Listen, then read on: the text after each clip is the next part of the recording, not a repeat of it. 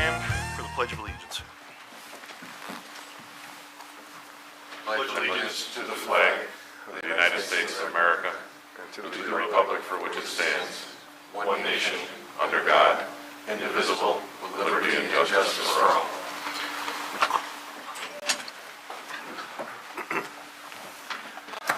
Good evening and welcome to tonight's planning board meeting. Please be aware of the fire exit, which is to your left of this room. In the event of emergency, please move in a calm and orderly fashion down the stairs, and please do not use the elevator. The meetings are recorded by the secretary for the purpose of a record in minutes, so please identify yourself each time you come to the podium and speak into the microphone. The board will follow the items in the order that they appear on the agenda, extra copies of which are near the door on the table. After the case has been called, the applicant and/or the representative shall come to the podium, identify him or herself, give his or her address, and then present their case. The planning board members will then have an opportunity to question the applicant. If this case is a public hearing, it will be open for public input, at which time anyone wishing to speak to the board regarding this application will come to the podium, identify themselves, along with their address, and direct any questions to the board. Once all public input has been completed, the applicant or site representative will be given the opportunity to respond to any public input. Once all public input has been completed and all questions have been satisfied, the case will be closed to public input, and the board will then move on to a decision. No further input is allowed at this point. Tonight we have one public hearing and two matters that are currently tabled, which will be, I'm assuming subsequently, with everyone's agreement, removing from the table and discussing. These are hot, right off the press. Michelle, at this point, would you introduce the first case? First item on the agenda is case number PB 1311-2. Upon the matter of request by Tasteful Connections Incorporated for revised site plan approval for the use of an outbuilding to accommodate 50 guests for catered events with site-related improvements on premises 1 Whipple Lane in a C commercial district.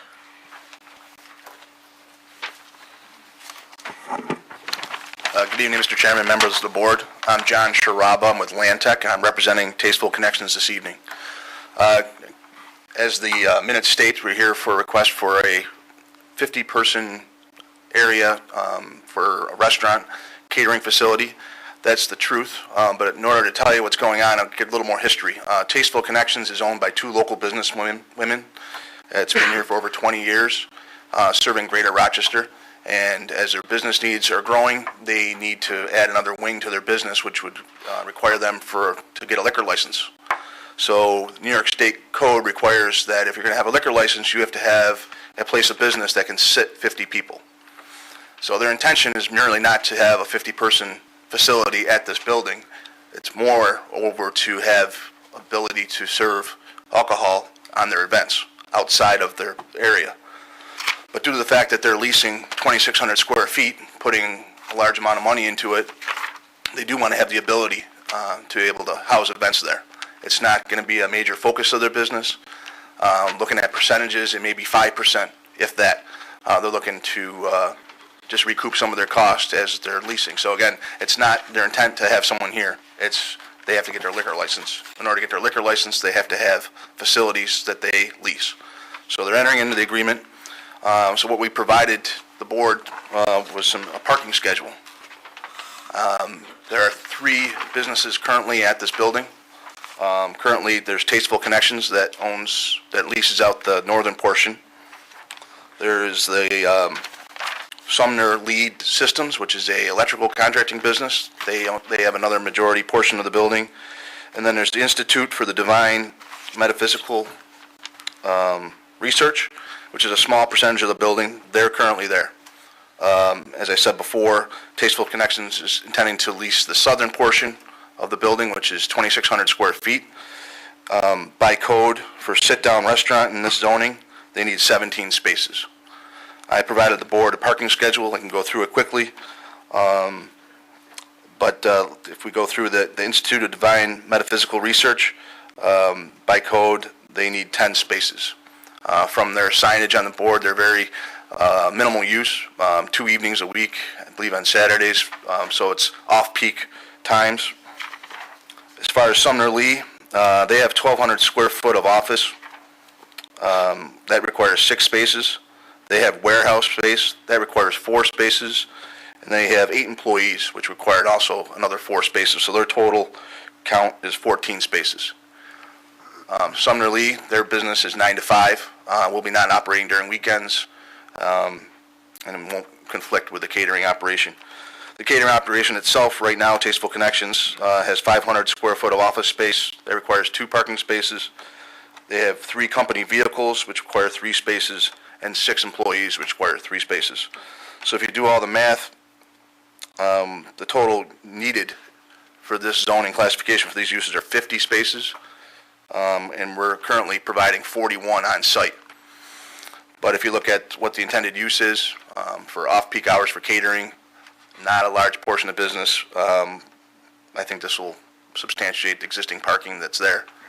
And so tonight we're asking for a referral to the town board because they also have to get a special use permit for this activity from the town board.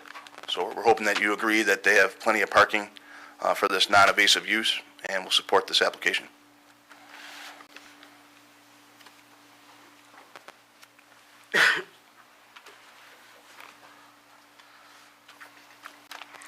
Larry, maybe you could talk a little bit about the parking?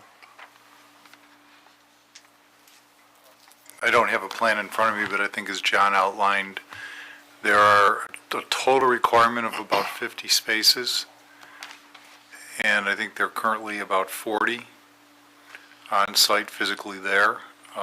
The applicant had talked about being able to park around the back of the building, but I think what your analysis shows is that given the uses of the spaces, that the 40 are adequate for the uses that are currently there. Yeah.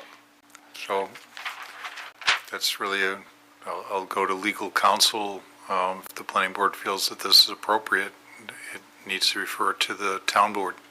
Yeah, and I mean, what you're doing is, it's a revised site plan approval. You go through the process of your site plan approval, whatever conditions you deem appropriate, one of which could be that it go to the town board as it needs to be, and the town board approve it.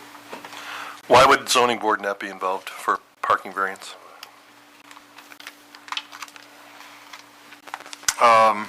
Dan, you think that they would be involved? I think a referral to the zoning board would be appropriate. Okay.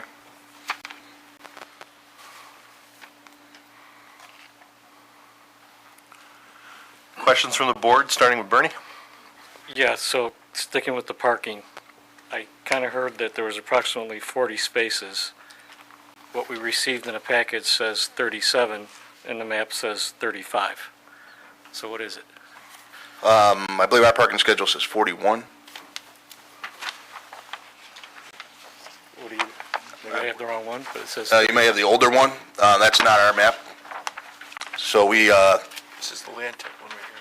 correct. So it's 19, 5, and 3? Yeah, the schedule's on the, You got the new one then. So what 19, transpired- 14, and 5. And then 3, the commercial spaces next to the... Oh, yeah. so this from one, from our site visit, so that's our plan that we prepared. And the way we got to here was 2 weeks ago, you had a workshop. The applicant was there, and it felt that the old site plan that they tried to modify didn't really support your needs. So what we did is graphically went out, measured the spots that are existing. So there are 41 spots on the ground out there. Prepared more of a parking schedule. This is kind of really not a site plan, as the normal sense of the word with grading and things like that. It's more of a parking schedule with showing what's out there, trying to give a visual aid of what's going on. So there's 41 spots on the ground out there. Code, when you do the code analysis, it requires 50 spots. But if you look at the use of the church, it's only there a few hours a week. They use 10 spots of that 50. So if you eliminate the church off the count, we're there. We got 40 spots, 41 spots. But if you say, okay, the church is there on weekends, well, Sumner Lee's not. Well, if they're not there, there's 14 spots open. So there's about 10 spots floating around here, depending on what time of day you go. So we feel that the catering business will, when they move into that space, will work out. Again, going back, why we're here, they're here for a liquor license so they can go cater at an event downtown. They're not here the main focus is not to operate that facility as their mode of operation, but since they are there, they will I don't want to put a number to it, but a low percentage will probably start off once a week, maybe twice a month. We don't know. So that's why we're here. I guess I absolutely agree that there's probably synergies there that could equate to adequate parking, but I don't know if that's not a decision that the zoning board needs to make. Again, Right. I'm working with any direction you want us to go. Okay. Questions? So I'm sorry, everything I'm looking at, I still don't see it adding up to the parking that Well, everybody's saying. you have this drawing right here. Yeah, All right, on there, there's a group of 19, a group of 14, a group of 5, and a group of 3. oh, where's the group of three? I'm sorry. Right in between the words tasteful connections, and it says 3 commercial vehicle parking spots. Oh, okay, So for my addition, that's 41. 41. My addition is sometimes suspect, but it does agree with. I'm glad you're checking. So there's, to me, on paper, there's a deficiency of 9, but in practicality, there's probably not a deficiency. Okay.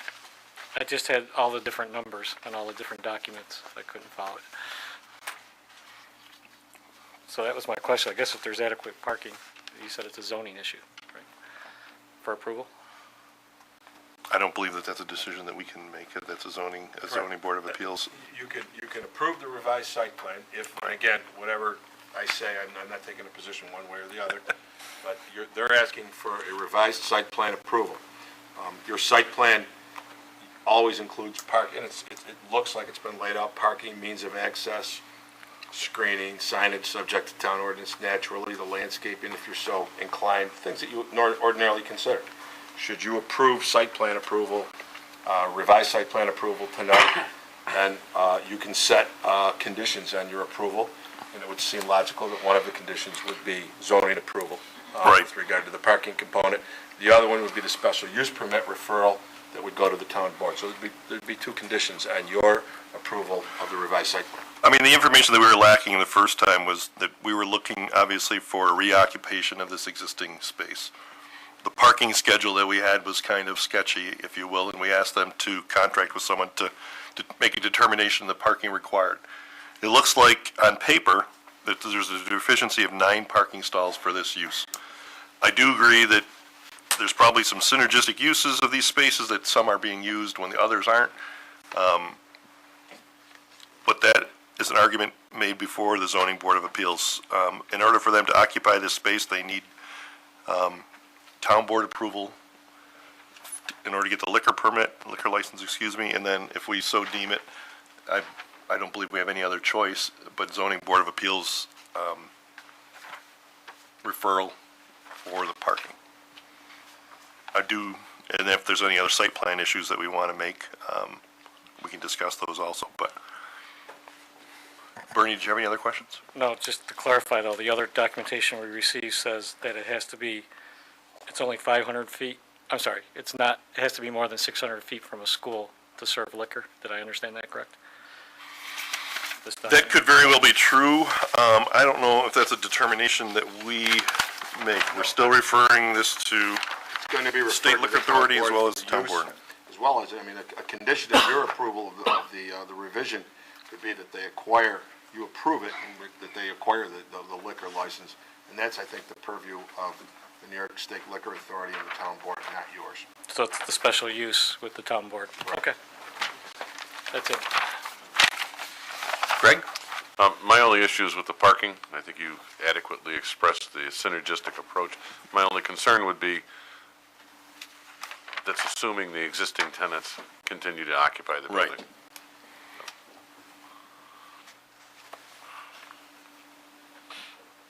Michael? I'm all set. Where's refuse kept now? It's currently at the north side of the building. That's right. Dumpster area is in here. So any functions that they would have at that new facility, they would carry to their existing dumpsters? Yep. Any lighting or anything that's going to be affected on the site? No, it's on, the parcel they're leasing is almost standalone. It's painted different, it's different architecture, and the parking lot functions holistically. We're not proposing any new landscaping and lighting. Again, they'll probably make the food, on the north piece and walk it over or cart it over. So any cleanup or other goods will probably be dry goods that they take back. But I don't see any other issues. And they actually envision using the spaces as just a paper transaction so that they can, Well, I think the dollar amount that they are actually being charged to use that almost, requires them to say, hey, we have this space. So it's kind of an infill. If they have an event, someone comes to them and says, hey, we need a spot, they have something in-house. I don't think it's anything they're really going to actively market. It's not I wouldn't say it's a beautiful spot. It looks like an office building. So it's having a party in an office facility. So it's going to be an as-needed basis. And I don't know what their marketing plan is. But I know it's going to start off very slow. and they're looking at any hours of operation, do you know? I do not know. All right. Jay? Thank you, Mr. Chairman. According to code, then, a 2,600 square foot restaurant, this is considered a restaurant use, correct? And that only requires 18 spots? That's 50 seats that we're going for. Yes. And out of that 50, we require 17. That's code. And, all right, so you need 17 there and then 10. If you need 50 total, I had 10, 14, and 8 is 32. So that would be 18 there, right, if you need 50 total? I'd have to do the math over again myself, but you got the 17 plus the 9 plus 14 plus 10. I have to run those numbers. That's I had 18, 10, 14, and 8. Tasteful Connections was 2 plus 3 plus 3. I got 3 plus 3 plus 3. I got 9.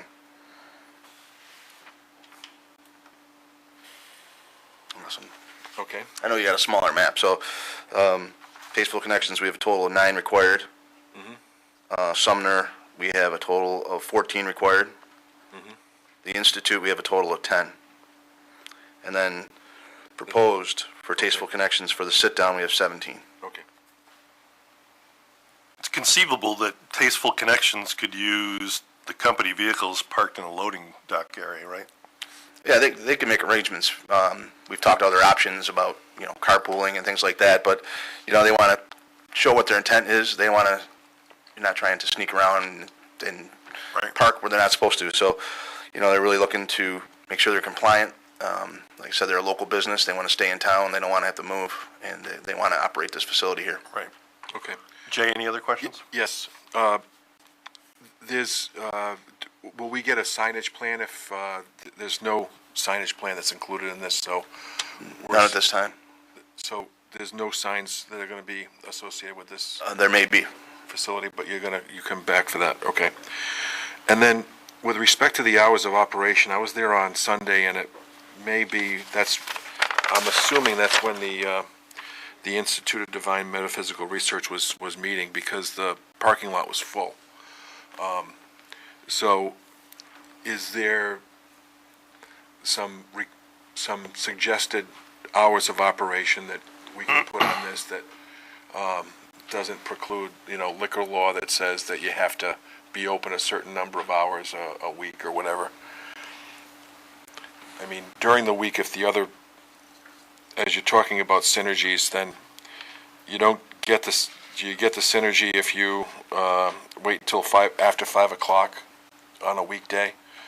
And then after like 2 or 3 o'clock on the weekend, or what? And then what about closing? Because are we planning on this staying open as long as, say, we would the restaurant that's just to the south of it, or keep similar hours of operation to that time of night, or is that? I don't think we want to limit daytime. At this point luncheons, I think, would be something that they would want to market. And Sunday, I can't imagine that there's a huge demand for banquets, but especially during 11 to 1, but maybe. I guess it's lunchtime on Sunday. So you want to limit the hours so that there's no cross. Yeah, I prefer to limit the hours so that there's no, so that one group leaves and the other one comes, just to keep the parking under control. And I guess that's a question that I don't know if that's our purview or the purview of the zoning board. I was just going to say, Jay, I'm thinking that's probably the purview of the zoning board. I don't know. I'm not sure. I think that would be appropriate for you to make that a condition of your approval if you were so inclined. Unless, John, were you prepared? I mean, We're prepared to be closed from 2 a.m. to 7 a.m. every day. No, I mean, the applicant's not here to answer to that, so I'd rather, from my side of the table, try to leave them as much wiggle room to operate their business. But I can understand the board's concern over that. I mean, I can't imagine a banquet facility wanting to stay open until 2, but Right. 10 or 11 is usually, I mean, it's not a bar, it's not really serving pay, Yep. but I would think they would want, the lunchtime and dinner time hours available to them. I do agree that there is some potential conflict on Tuesdays and Fridays for the Institute, but that would amount to a paper. I can't imagine they get the same number of people on Tuesdays and Fridays that they do on Sundays, but I haven't I didn't honestly go by on Tuesday night or Friday night. If we look at the special permit, which is one of the processes we have to achieve here at the town board level, special permits have terms on them. Right. So they are regulated. So if there is a conflict with the hours as we give them this evening, can we leave them loose now and I think that is a special permit commission more than a planning commission, or planning issue.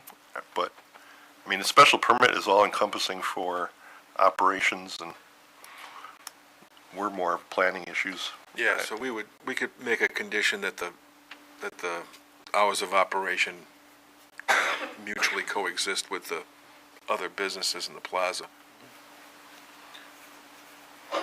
and you could make that subject to consideration of the special use permit. Yes. That sounds good. Anything else, Jay?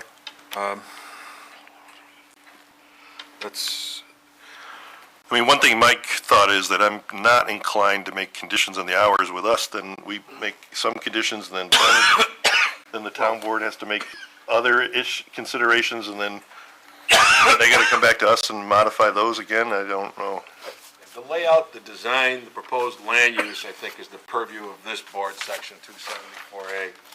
The actual overall operation of the enterprise is really more the special use permit. So again, but as we refer this to the zoning board or to the special use permit, we can make conditions that say that we just want the hours to mesh, and we don't have to lay out what those hours are. All right, I thought you were asking for, I agreed with that stipulation. No, I thought, don't want as to. long as everyone else does, but, Rich? Or, I'm sorry, Jay, are you done? Rich? This, I think dovetails into the special use permit issue and whoever's going to review that, but I appreciate the honesty in coming forward and why you want this, why they think it would be beneficial for business. I'm more concerned about the other aspect, though, is what happens if they get somebody that comes in and says, hey, we want to host events here 6 nights a week, we're going to use your, Tasteful Connections, and they want to be open 6 nights a week all of a sudden. That's a dramatically different presentation than what we're getting. If, in fact, it's going to be there and available for the occasional banquet, I don't have any problem with it. Where things start to change is when business gets much better than that. Hopefully that's the case, and I think that's whoever's going to be deciding on a special use permit needs to be aware of that.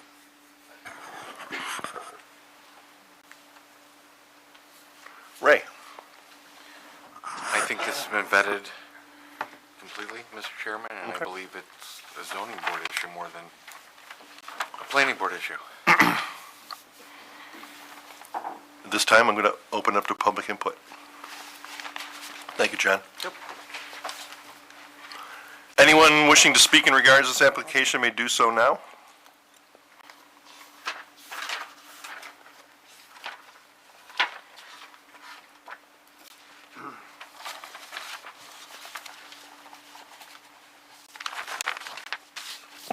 Richard Barone, 154 Hallwood Drive.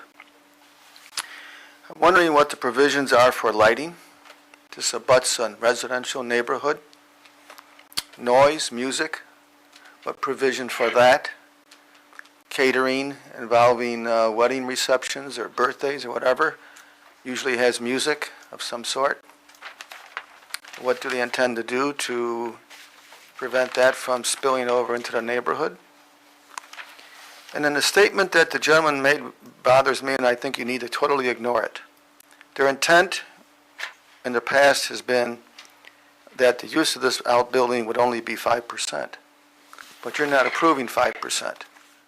In fact, I don't think you can approve only 5% usage of the property once you approve this. I stand corrected if the attorney has something that legally allows you to restrict the usage, other than perhaps at different times, like 11 o'clock at night or something. So we've had proposals like this in the past. For example, a religious organization had an activity center and on a religious building, and they said, we're not going to use both of them at the same time. So, but you can't stop them if they do that. So I think your restriction has to be based upon more usage than 5%, maybe 20, maybe, as the gentleman here said, more often. So I think you cannot rely on when someone says to you what their intent is, because you can't put the intent in your motion and your resolution and restrict them to that extent. So I think you need to ignore that as you look at the total project. But I am concerned about spillage of lighting. There's several places in the town now where the lighting blinds you. If you're on the road, it's spilling out into the road. That's not your concern at this point. That's enforcement, I understand. But I think you need to address that issue here on this applicant, because these activities are very person-oriented, with drinking, with perhaps dancing, music, and so forth. So I think those two issues are important to look at. Thank you.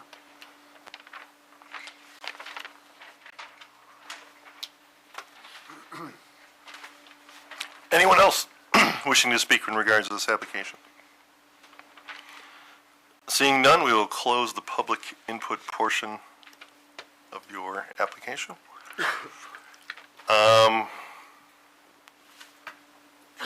Address the board again.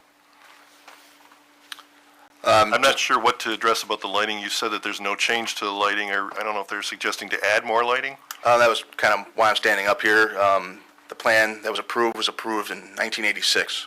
And I don't know if enforcement has calls or complaints about the lighting as is, but this plan proposes no lighting.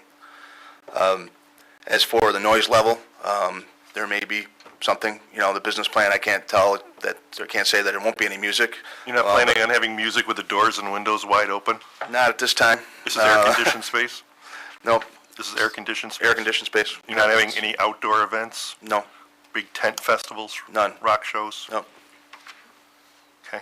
So I would like the noise level to be regulated by the town board action, the special permit, if that can be. I think that, again, the comments in the public hearing were relevant, to the special use permit application. The focus of the special use permit Right. process is to review site-specific conditions to protect neighboring properties against noise, traffic, congestion, and odor.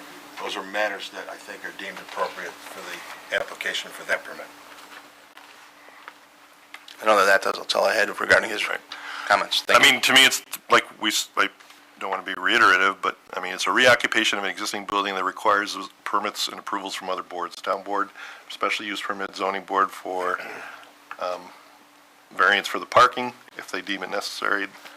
And the hours of operation, I think, is a valid point that would, again, be dealt with a special use permit. I do think it looks like there could be cooperation with all the users there, in that it's inherently cooperative and that their hours are somewhat mutually exclusive to each other, so I do agree that there might be some overlap. To Mr. Ritchie's point, on Tuesdays and Fridays, I'm less inclined to think that there'd be real overlap on Sunday. I guess I could imagine that there'd be something at lunch on a Sunday, but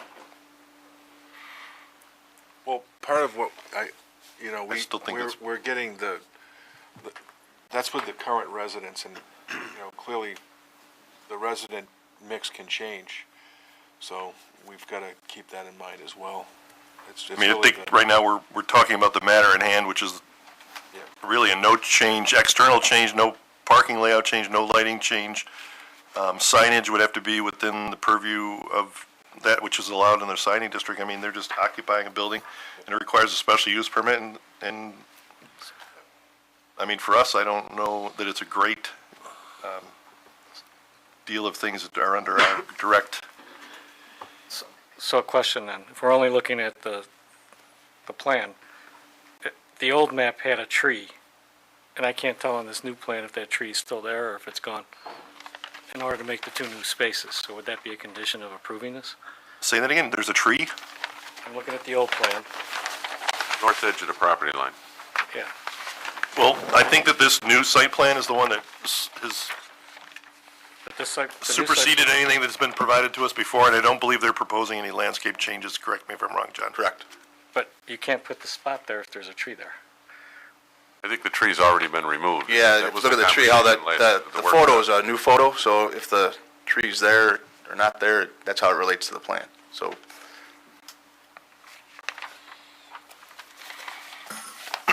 So then can we talk about the landscaping or no? That's off the record, that's off the table too. Do you want them to add landscaping? Well, I'm having a trouble with the aerial view doesn't really, this thing doesn't show anything regarding landscaping. This one shows that there was all these bushes along here that I don't see on the picture. So, There's a few of them. So you're saying you want them to restore landscaping per the old plan? I think so. It would look better, And that's screening between them and what? whatever's on the right-hand side. I think it's a School? School? Yeah. Does anyone else feel that they want to have them screen between the loading area and the school?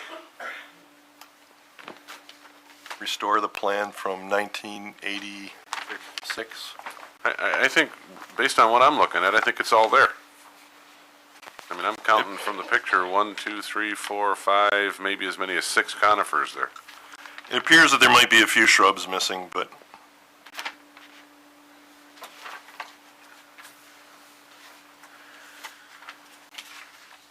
anyone else feel strongly about adding?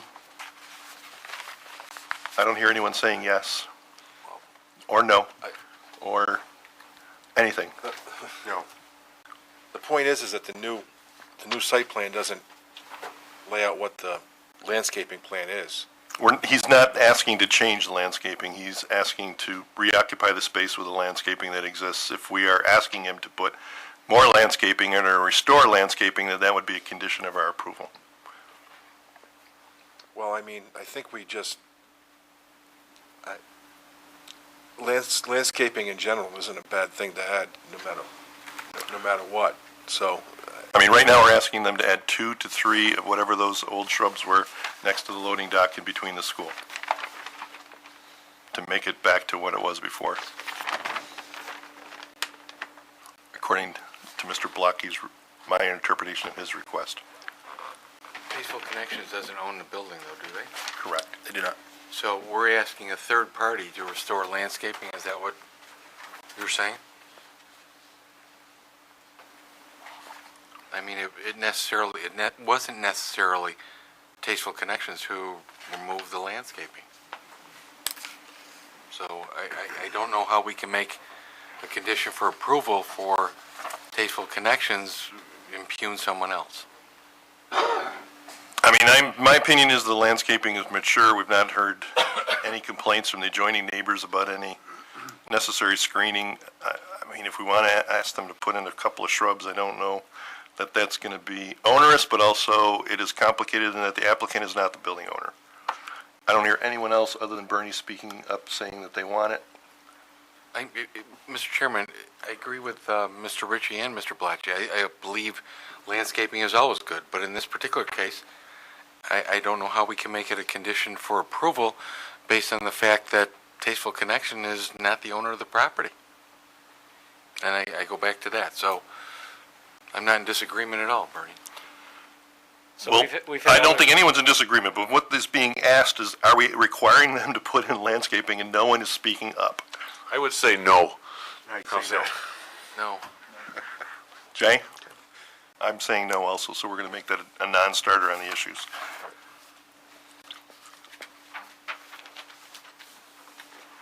It's necessary to make a secret determination on this? I'll look to council, but they did fill out an EAF short form. It is an unlisted action, Yes. so it certainly can't hurt. I'll make the motion, Mr. Chairman. In the matter of PB 1311-2, with respect to Secra, I move that this is an unlisted action with a negative declaration. Second.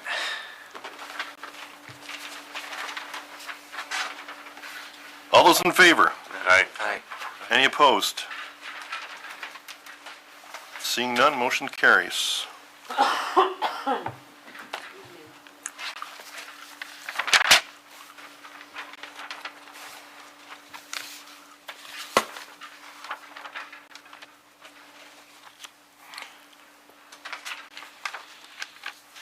We're looking at revised site plan approval.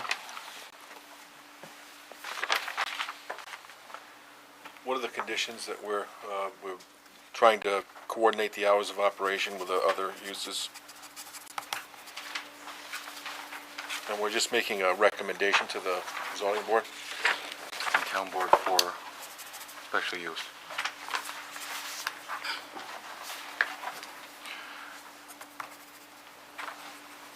Hold on a second. I think we're looking at ZBA approval of parking. Special permit.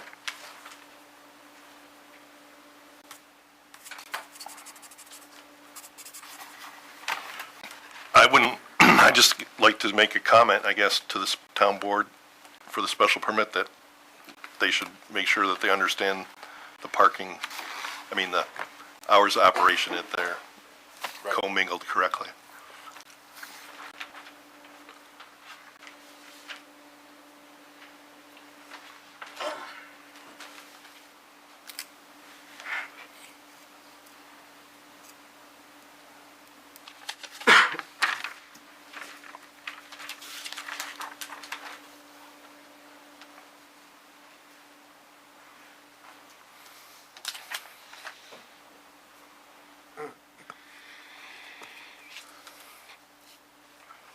So you want me to give it a shot, or what? Sure. Thank you. Matter of PB 1311-2. I move approval of the revised site plan with the following conditions. Number one, zoning board approval of parking. Number two, town board approval of the special use permit.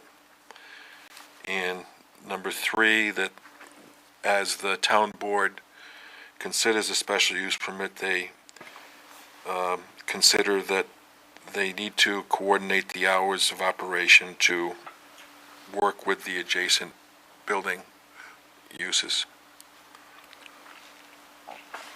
I would don't- second that. Do we need to add liquor license? That's, No, because it's I don't special think so use either, but I wanted to make sure that, It's inherent, right, yep. in the special use. And you seconded it? I did, yes, yes. All those in favor? Aye. Aye. Any opposed? Seeing none? Motion carries. Hopefully, thank you for investing in Rod and McLean. Thanks, John. Thank you, John.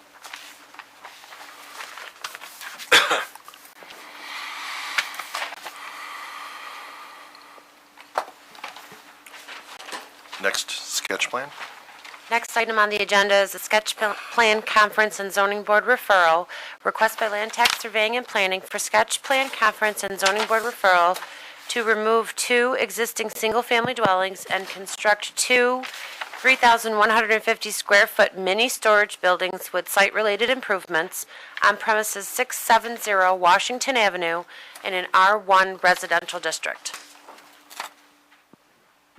John, you can introduce this, but just to refresh everyone's memory, we did review this at our workshop, and all the applicant is really looking for is our positive, if we so desire, recommendation and opinion to have the zoning board approve this. So go ahead, review this for a use variance. Thank you, Mr. Chairman. You're exactly right. John Sharaba with Land Tech. I'm here on behalf of As Washington LLC. And as Mr. Chairman said, looking for some input tonight. We've already made application to the zoning board for a use variance. But before I get into what we're requesting, I just want to tell you what's there. Currently, there's one existing house in the front. In here, it's in brown. It's approximately 1,800 square foot. This property was bought in February of this year, and the applicant focused on renovations of the internal workings of the house. It was a rental at one time, and it is now a rental, reestablished. Behind this house, there are two existing small, I would call them like White City houses, a small one-story buildings. They're 20-foot wide, I think 40-foot long. Those homes are in total disrepair, and I would say not habitable. Upon purchasing the land, the applicant wanted to update this structure and update the other two structures for rental. And as got involved with that, met with the public, the neighbors, especially to the south, and told them the plan. They actually came in the house and saw the upgrades to the existing house. And in conversation with them, they said, "Oh, you're really going to upgrade those? Because they've been nothing but problems." And we asked them, "What do you mean?" There's been arrests, drug dealing, vandals. Just these two houses had a lot of tenants that were less desirable.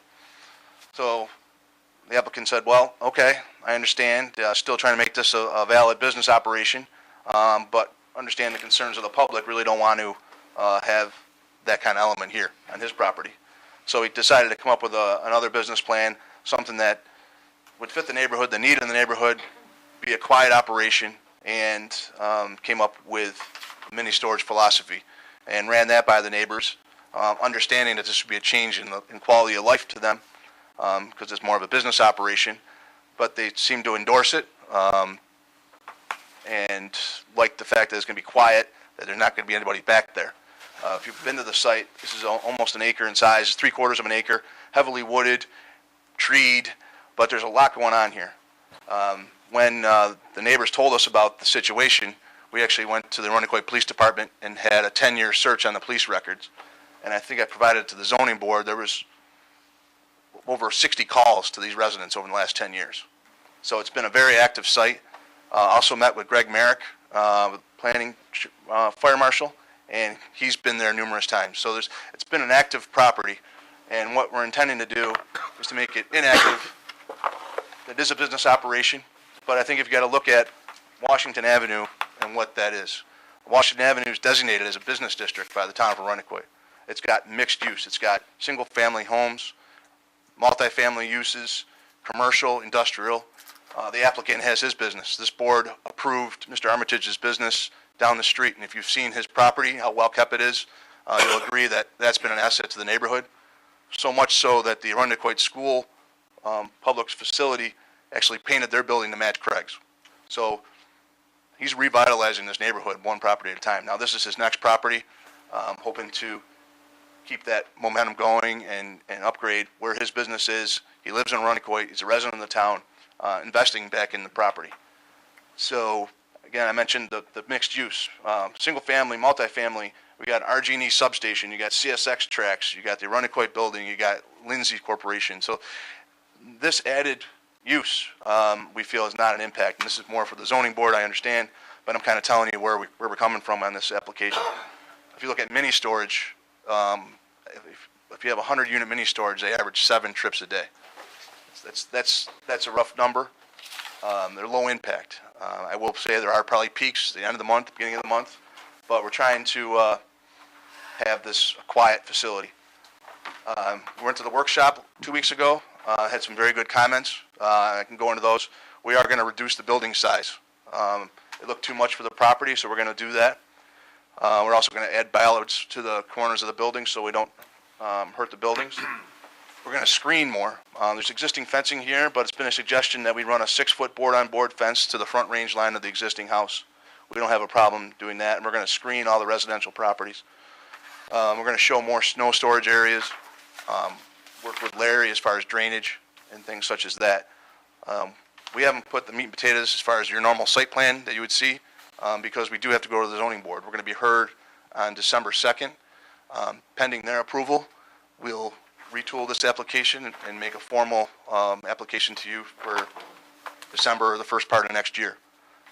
But our first hurdle is the zoning board, that we hope that they agree that this will be an asset to the neighborhood, won't take away. And I can share our zoning application with you. We do have numerous letters from neighbors supporting this, that we feel it'll be an upgrade. That's kind of a quick overview, so I would welcome any questions and any comments that I could take to make this a better plan. I appreciate it. This is not a public hearing. The public will have a chance to talk and give their input at the zoning board and then subsequent planning board hearing, should it be approved. But did anyone from the board have any? CSX still owns the railway, abandoned railroad to the north? That is correct. Have they sold any of the properties to the east of there, running along Lakeshore Boulevard, to any of the property owners, do you know? I believe it's privately held east of Rock Beach Road. I could be wrong on that. And I know everything west of Washington Avenue to the river's been sold. But I believe that this property's not been sold yet, and I don't know if there's any interest in it. And do you know whether Mr. Armitage has any interest in that property? Possibly in the future, depending on what the sale of it is. We know we heard different stories that they want to make this part of a trail. We don't know where the town's position on that is, and so I guess I wouldn't want to say that wouldn't be a possibility in the future, but if there's other bigger plans that we don't want to interfere with, the public, if there's going to be a trail or a bike path or anything like that. Thanks. I wanted to thank you for making, or commenting at least, that the applicant is receptive to all of the input that we gave at the workshop. Any other questions, concerns, or comments from the board? Just one. John, you said you did discuss reducing the size of the building. Do you have an overall dimension at this point? In the 2 weeks after the workshop, really haven't nailed it down. We do want to stay 40-foot wide. That allows 20-foot stalls. Yeah. So it'll be a shrinkage north and south. So maybe 5 feet, 10 feet. I'll work with planning staff to see what we can do. I understand Mr. Ritchie's comment about being too much. And, what we really want to make sure is that the traffic pattern, internal traffic patterns work well. And so maybe separating the buildings a little bit more, and anything we can do to reduce impervious surface, we'll try to do as well. Okay, thank you. Anything else from the board? I guess we're just looking to make a motion on a positive referral of this application to the zoning board. I would make that motion, Mr. Chairman. And I'll second the motion.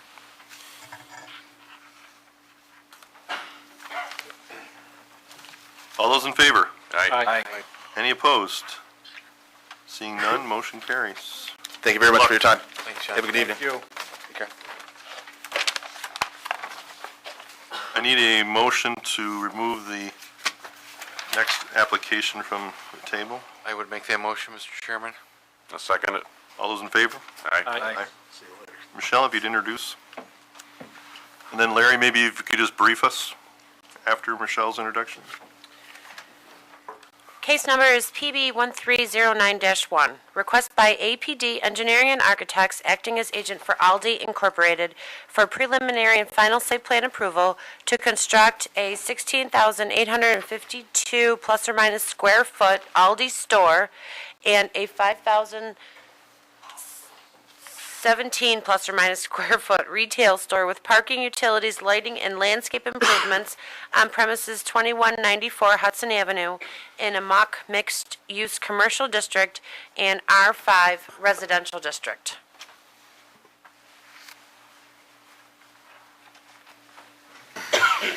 Okay, I think Steve, are you going to talk a little bit before you bring the screen down? I guess, wait, I would like Wait. Larry just to give us a brief review of what we're looking to do Okay, and where we're at from a town standpoint. all right. And then I would like the applicant to, The The 30-day clock has expired, and the planning board can declare itself lead agency without being challenged by any other involved or interested agency. So that is kind of the first order of business.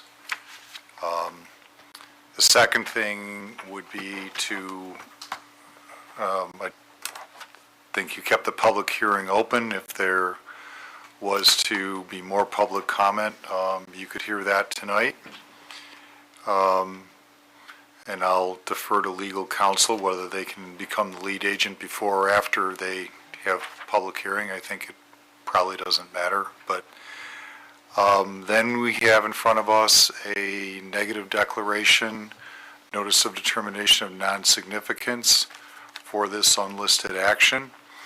It's based on the plans received, the traffic study received, and the drainage report received, which is close to 100 pages.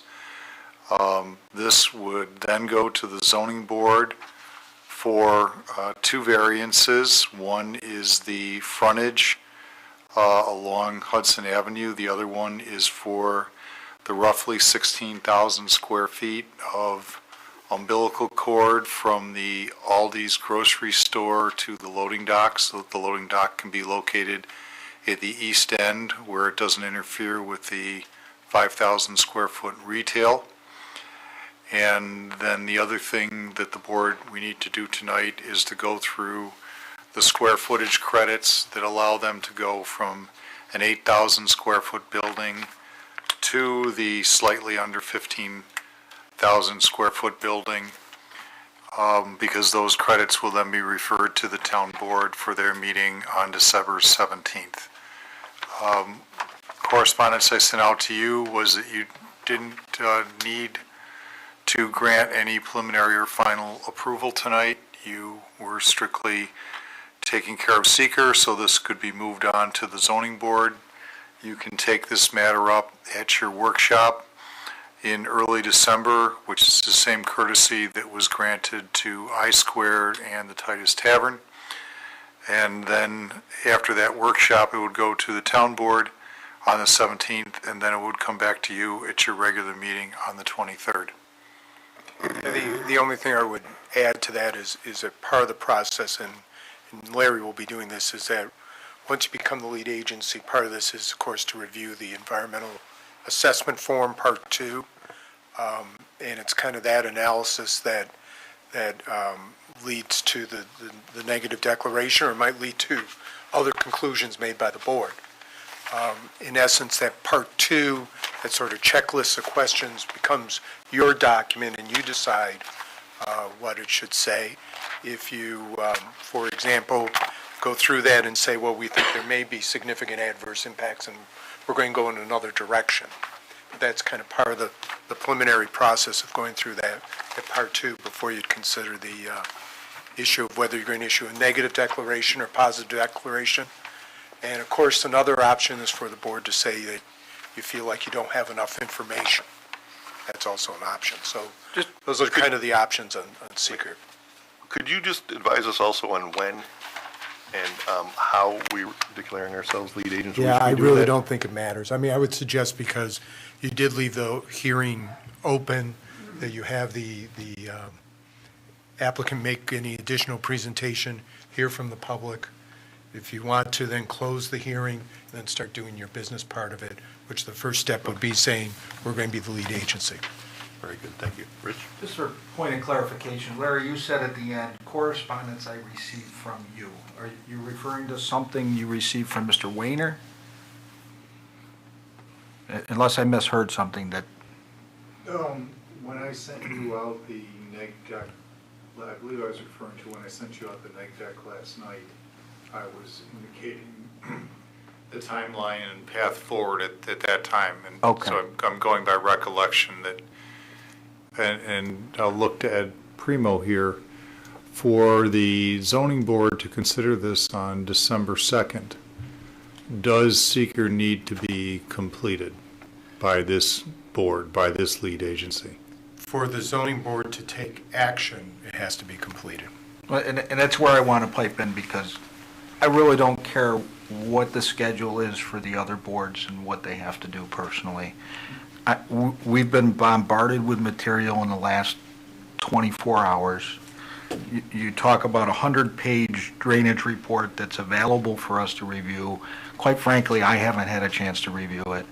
And with all due respect, I mean, I appreciate getting an email from you on a Sunday night detailing information that we're going to have at the meeting, but I don't have sufficient time to go through it. Right. What I meant, I sent you the 15 pages that most people would read. The other pages are all the computer output that documents the front 15 pages. Right. So But my point is a very thorough job. Right, and I would appreciate more time to be able to look through the materials than to get them, less than 24 hours before the meeting.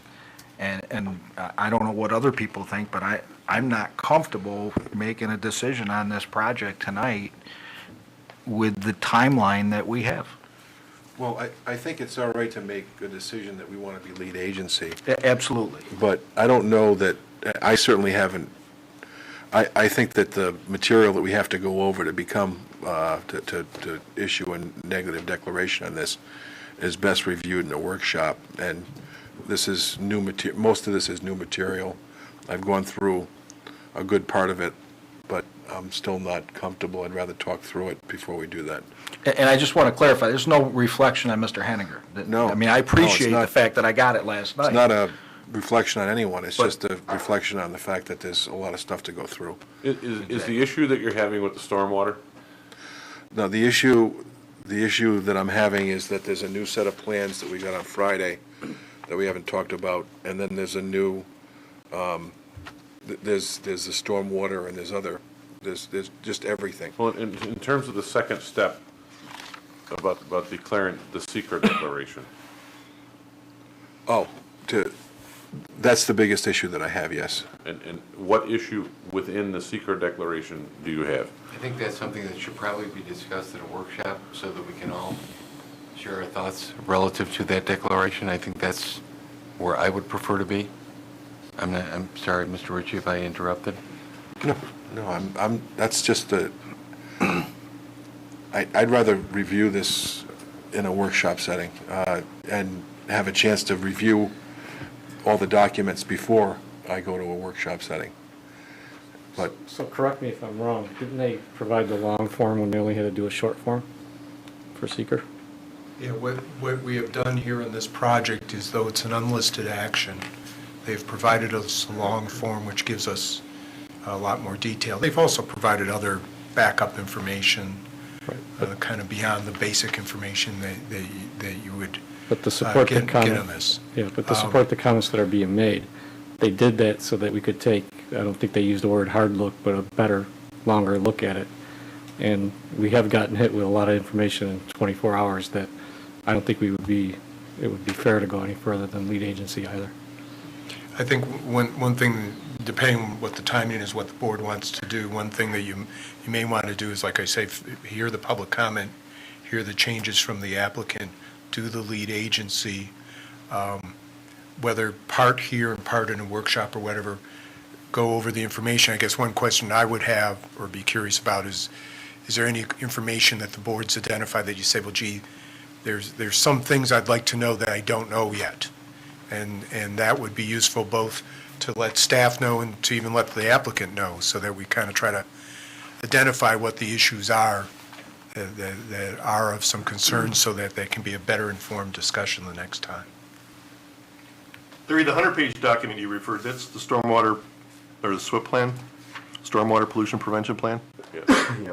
And that's typically not Yes. a document that we review at the board level, that's an engineering document? That is correct. My point was that we got 3 copies from the applicant's engineer, and if anyone, Did you have a chance to review it?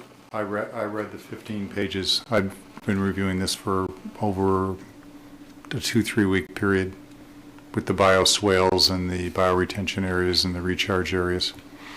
And I've discussed with Steve how the project would work. Any red flags or anything? Not at all. No, we have percolation rates, I think in some cases, over 40 inches per hour, Steve. Well, all right, now that we've heard a bit from the board, why don't we hear a bit from the applicant and then a bit from the public, and then we'll move. Right? I mean, we're not changing anything that we're doing until we get to. Yeah, I mean, I'd just like to take a minute, that some of these information, and again, it may not have gotten to the board, but some of the information has been shared in pieces through, to the staff, especially the engineering documents have been going back and forth for quite a long time.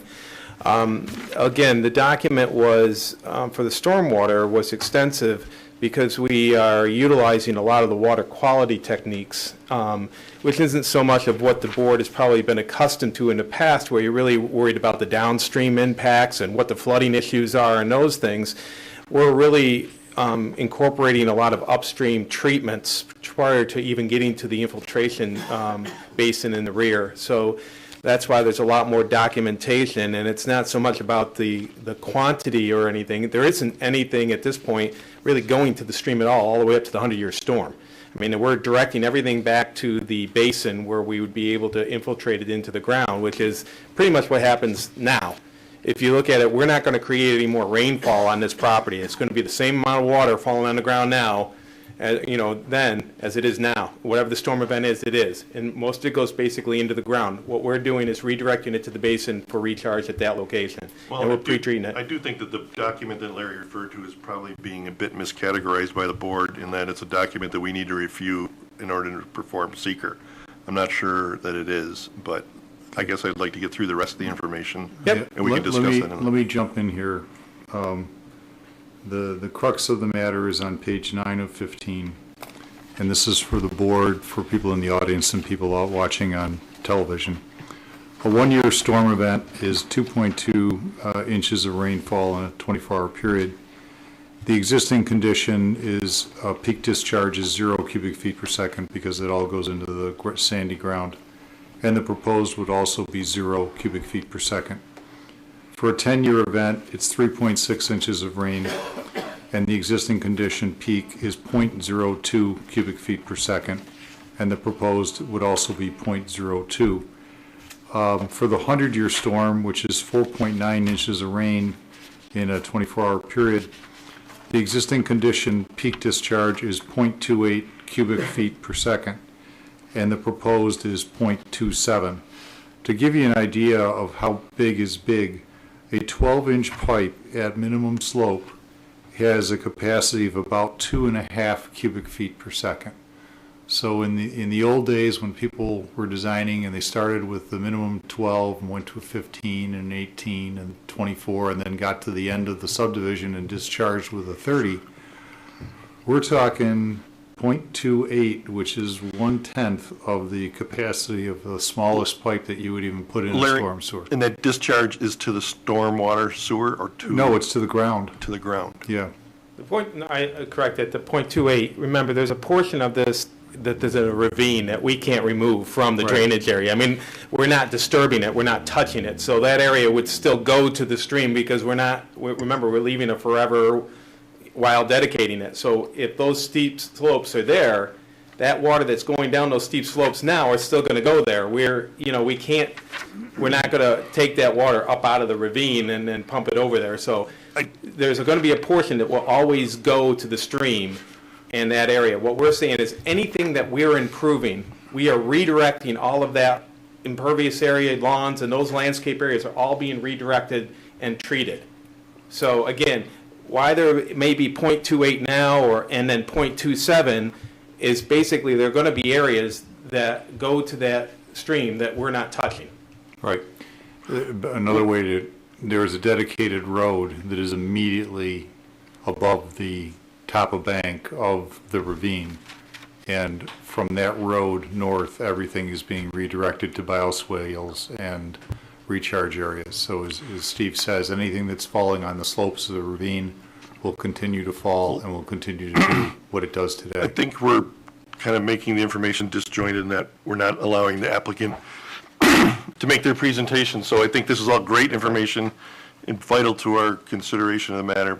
but I think we might be better served to let, now that the matter's been introduced, I think we have a direction to which we're going to go, which we're going to discuss how we're going to get there or what we're going to do once we get to that point. But at this point, I'd like to allow you to make your presentation. We'll open it up to public input and see what goes from there. Well, I, couldn't, fall short of not having another video presentation for you. So I did take some time to put together a couple slides so that we could see the differences, maybe help address some of the concerns of what the changes are. And if you want to take a seat out here, I can make that presentation, and I'll try to make it fairly quick.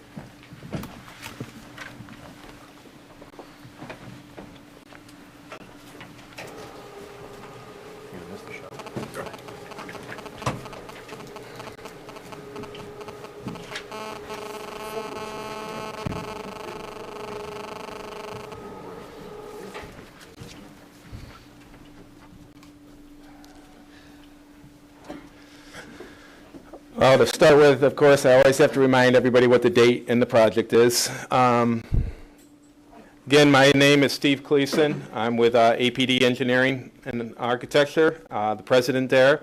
What I'm going to be trying to do is a quick project overview again. We're not going to spend a lot of time with that. Then we're going to get into the site changes. We're going to talk a little bit about the utilities and landscaping. And then we're going to talk about some of the public comments as we've heard them to date and just how we're responding to those. Okay, again, the site, Titus and Hudson. This is a picture you've seen before. The only thing I ask you to look at, I know there's been a lot of comments on the orientation of the buildings in the area. If you look at the orientations of a lot of the buildings in those areas, they're very similar to where we are.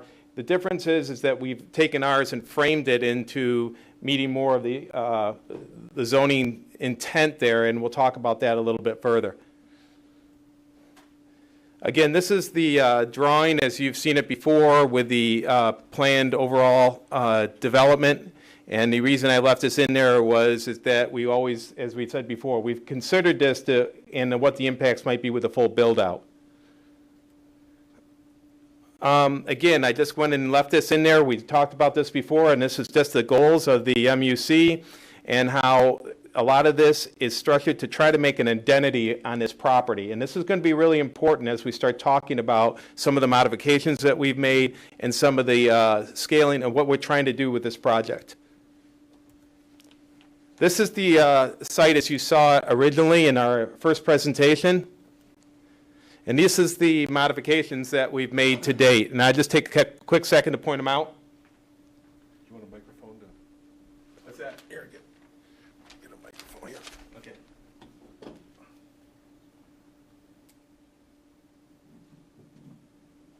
Okay, we added a bike rack here. We've enhanced this island and added 3 different benches in here. We've enlarged these areas. This is an area where there's a lot of plantings in here. This is one of the pre-treatment areas for the stormwater. And then we have another bigger pre-treatment area in here with a lot of plantings in here. We've broken up the back area in here with plantings all the way along the back side to provide a little bit of a buffering along the building. And what we were trying to do here, as well as we've enhanced the green area in this area, what we've been trying to do is listen to where we've been to bring in more green space, more enhancements, try to bring in that public flow that we've talked about. One of the things that we've looked at and talked about with through the staff is when this is developed, this parking sidewalk would go all the way back to here. We're going to be putting the curb drop here and here for the sidewalks so that this could be extended all the way back to the residential, then therefore tying in the rear residentials with the development along the front, again, trying to make this all flow as a mixed use. Again, some of the things that we added here, you saw this before. We've got the same things. What you see is the new red arrows where we've actually shown that we're planning on bringing that sidewalk all the way back to the residential area, tying it all together. We're maintaining the views all the way back to those areas that are going to be dedicated. And this is what we put together as a perspective. We've added a lot of landscaping here. And with the staff, one of the key functions was to put a hedgerow all the way along the front, put some enhancement at the sidewalk location so when you're driving by Hudson Avenue, you can see the presentation of where the entrance is for that pedestrian access. again, what we're trying to do is build that identity, bring that center in. We're framing the entire project with the buildings, making it so people will flow through here. You got your bike rack, you've got your benches, you've got this whole center area where people will be and then feed out. If you've got another facility back here, eventually another one over here, you might have an ice cream shop or something else. People come in, that one person might sit here and wait, or another group goes to one facility versus another. But the whole center flows with a center entryway.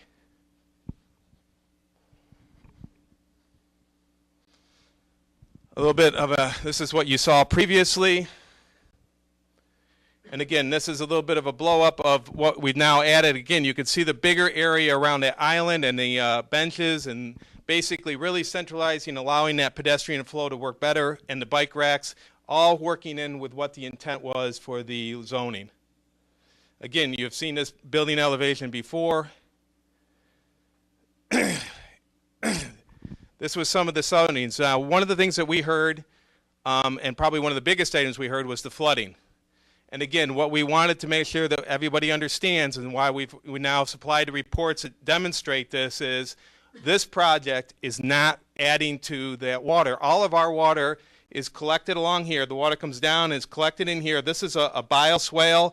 It has a filtering system in there, and it flows through to here. And whatever water eventually doesn't go into the ground through the filtering system works its way back, all the way back to this basin where we have an infiltration system. So that doesn't go to the stream. The same thing with the road. The road comes back, has a pre-treatment system, and goes back into here where it can be stored and infiltrated over time.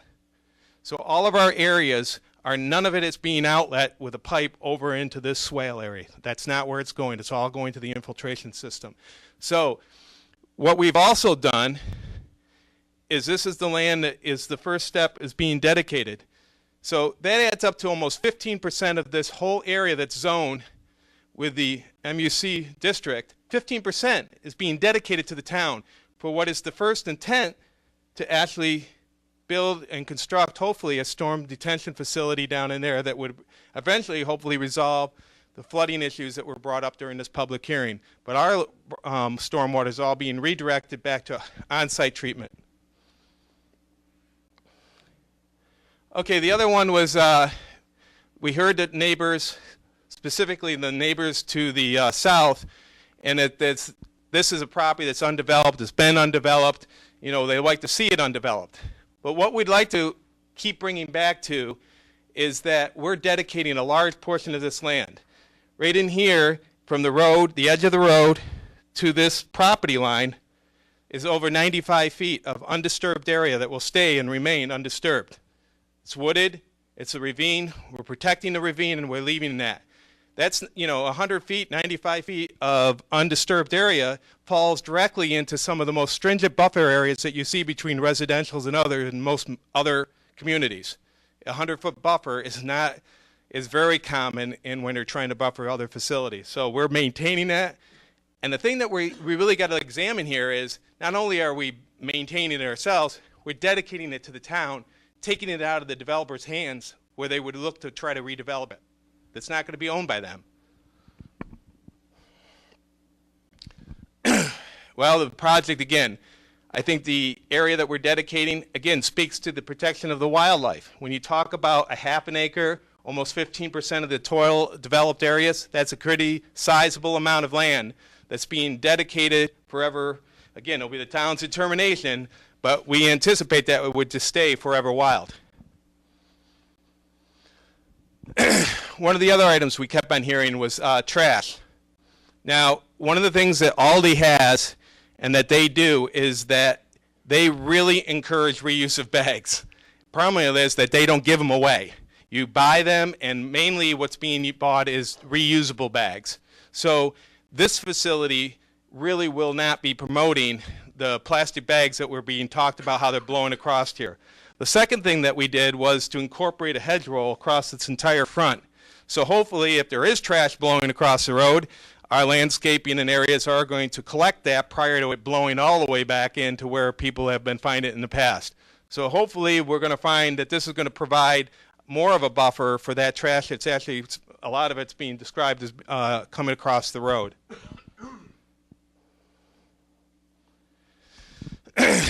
Well, we kept on hearing too that the project doesn't meet the zoning code because of the 70% facing the road. And we understand that that is one code. We've asked for a variance for that. But in this text, what we're basically describing is that we feel that is only one part of this overall code. If you really look at what we're trying to do, the main portion of the code is to create an identity, to have a flow. It talks about framing the buildings of the area. One of the things that we want to point out in the hardship is that our layout, by the way we used it and putting the building along the north side, that provides that buffer for the apartment complex. Because now, if you remember the site, you've got the building across here and the parking lot in this area. All this noise that's generated here is buffered by the building. If you take the road and you bring it up into here, put the parking out behind, you have a clear shot for all that noise to be created and go right directly back to the apartment complex. We're providing a buffer for all the buildings on the south side, all the homes, because we're leaving a buffer area. So there are some hardships that would be created for those apartment complex. Plus, once we rotate the building, if you try to bring it up front, now your loading dock is facing back towards apartment complexes as well.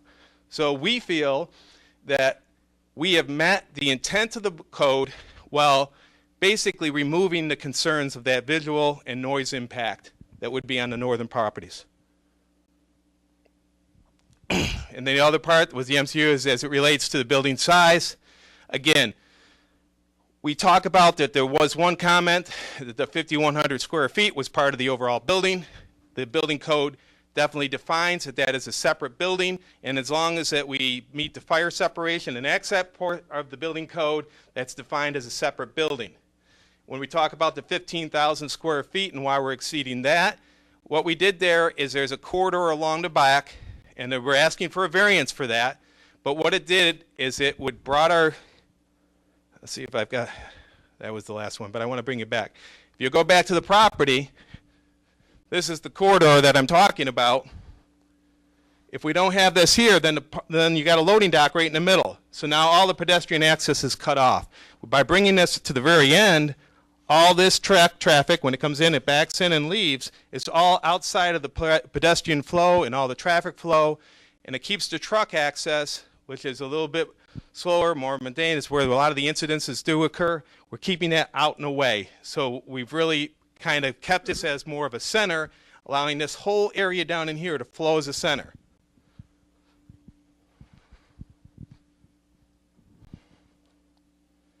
That was the comments that I had, and I'll leave it up for the planning board to listen to the rest of the public comment, and I'll be open at the end to address any concerns that they still have. Thank you.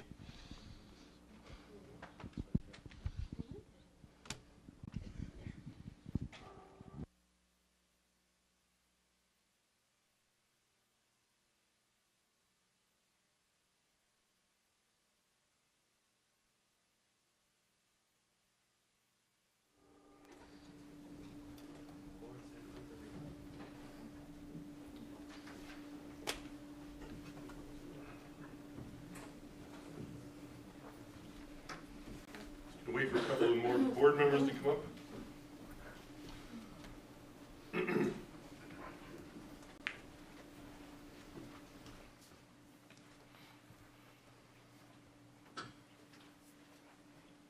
Did the board have any questions of the applicant before we hear again from the public? Would you like to hear from the public first? I would go to public input. This time, I'd like to ask the public that would like to make any input, to please do so.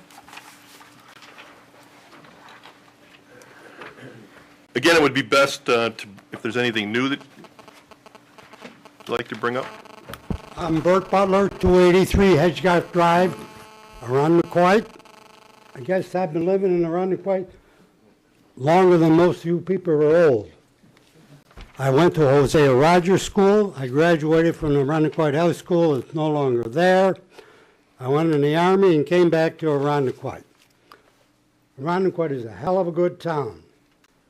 But Wegman is the only grocery store that we have here. They do a good job, but it sure as heck wouldn't hurt a little bit of competition to have Aldi's. Aldi's is big enough. It's a worldwide company, from my understanding, and they can maintain their property in a manner that would be benefit and be beneficial in all ways to Arundequoit. And in addition, the taxes that they would bring to Arundequoit, the town, is very, very substantial. And I'm certainly very, very much in favor of it. As a citizen, I've watched the town grow, and right now, we've got an eyesore there that I don't know what else would go in there, who would be strong enough to handle the problems that go with that property. And I'm sure as heck in favor of Aldi's coming in there. It'll be good competition for Wegmans, raise a lot of money for taxes in the town of Arundequoit. And I hope you guys will go along with it. Thank you. Thank you.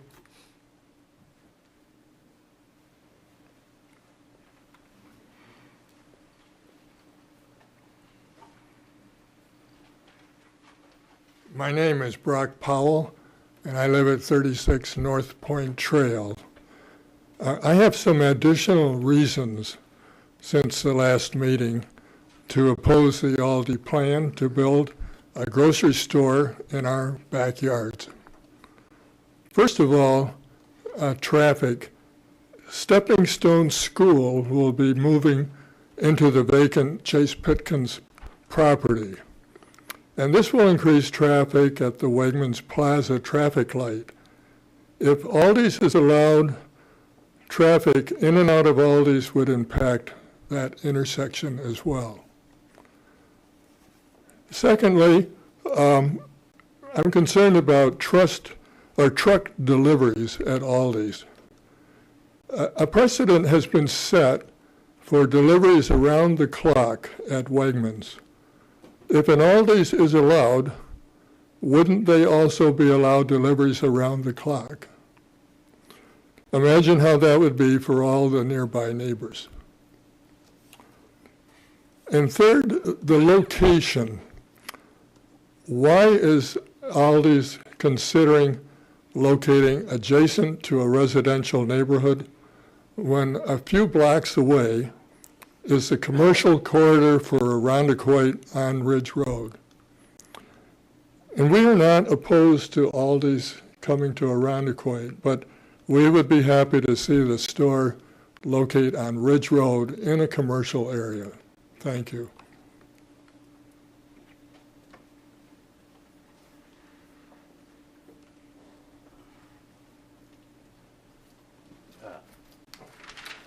Larry McDonald, 155 Drake Drive.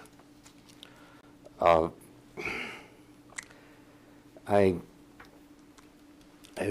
not too prepared, but I did want to mention that years ago there was a charrette at the Evans Branch Library, and it seemed like the whole town government was all for improving the Hudson-Titus corridor and making it kind of a bright star of Arundequoit. And now, since then, there's been an application to change the property in the back of Hudson Avenue, at this particular address, to R5 instead of R3. It looks like spot zoning is going on. It looks like the government is kind of turning its back on that charrette and the improvement of the Hudson-Titus corridor. Here's some people asking to increase. First, they want a variance to increase it. Then they want to increase it by 25 or 40%. This doesn't fit. It doesn't fit for Arundequoit. It doesn't fit for this property. And the Brookview Neighborhood Association is asking you to turn this down for these many reasons. There are several other reasons. For one thing, the unwarranted presumption by the developers that the proposed transfer of land to the town will benefit the town and thus its citizens, as the land is currently not maintained by the owners and is subject to periodic uncontrolled flooding from the creek, litter, and garbage. The proposed transfer to the town will result neither in increased financial expenditures and corresponding increased tax burden for the town to control the flooding or result in neglect that will harm the residents closest to the proposed development due to the increase of water flowing into the creek. Now, they make a good argument that there won't be any extra water flowing into the creek because they're not going to create any extra rain. But I've spent a career close to engineering, and your former head of the planning board has been fooled by engineers before too. The engineers will tell you this is going to happen and this is not going to happen, and then suddenly there's some natural disaster and you've got a flood or something like that. So I'd expect you to really look hard at those engineering figures. And I guess that's all I have for now. Thank you. Thank you.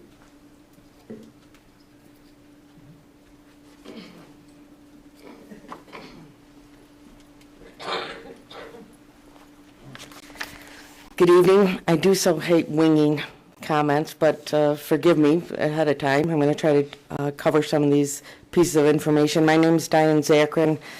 I'm at 282 Bellhurst Drive, and I'm here on behalf of the HIP organization.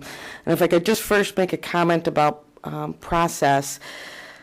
As of 5 o'clock today, the agenda for this meeting still showed the Aldi's application as being tabled, which I appreciate, untabling it and moving it forward. We've been curious about when it was going to start to take the next steps, but I'd ask that you, even after tonight, hold the public hearing open again, because this is the first time we've seen the revised documents from this presentation tonight for the site plan, and I'm guessing there were a lot more people here at the September meeting that were interested in this application, that have been checking the town's website to figure out when it's going to be talked again. So you might want to consider leaving it open just so all the people that would want to make public comments would have a chance to do so.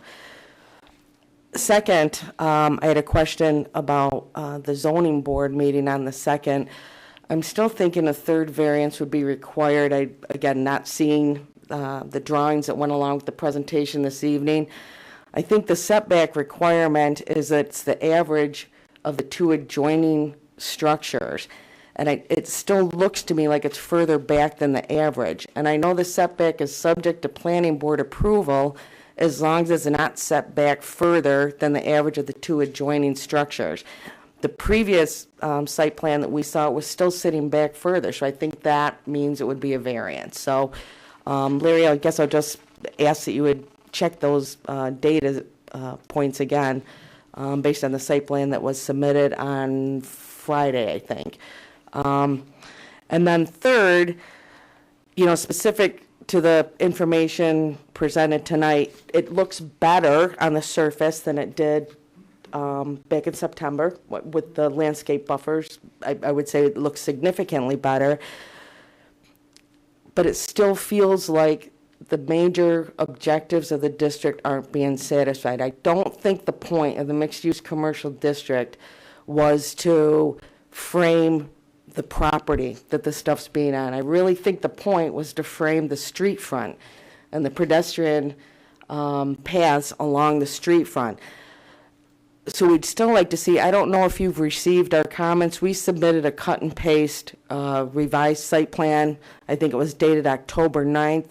We saw one that was submitted from Mr. Governale. I think it was the 14th of October. I actually liked that submission better than our submission. And I believe one of the alternatives in those submissions showed a loading dock towards the drive aisle, which would keep the noise away from the apartments, but it would still serve the function of framing the street by putting the building up front and not having a parking area or drive aisle on the Hudson Ave side. So I still think there's room to go for looking at the site plan to reorient the building. I know you're going to talk about that in the December workshop and the December meeting, but it doesn't seem like it's there yet based on the information that was presented tonight. And then finally, I guess I would say that, specific to Aldi's looking at this site, a grocery store is certainly permitted in the mixed-use district. There's nothing that prohibits a grocery store from being one of the things that is put in the mixed-use district. But how it's done and how it's buffered from the dense residential surrounding neighborhood is very specifically different in the mixed-use commercial district than a normal commercial district in our town. So how it's done, how the building's oriented, the size and scale is important for this district because it's surrounded by the residential neighborhood. So I think it's very important that things like the building size not exceeding the upper limit of 15,000 feet is adhered to. If the zoning board were to grant that variance, our concern would be that it would null and void the size of the buildings in this district forevermore, for all the future.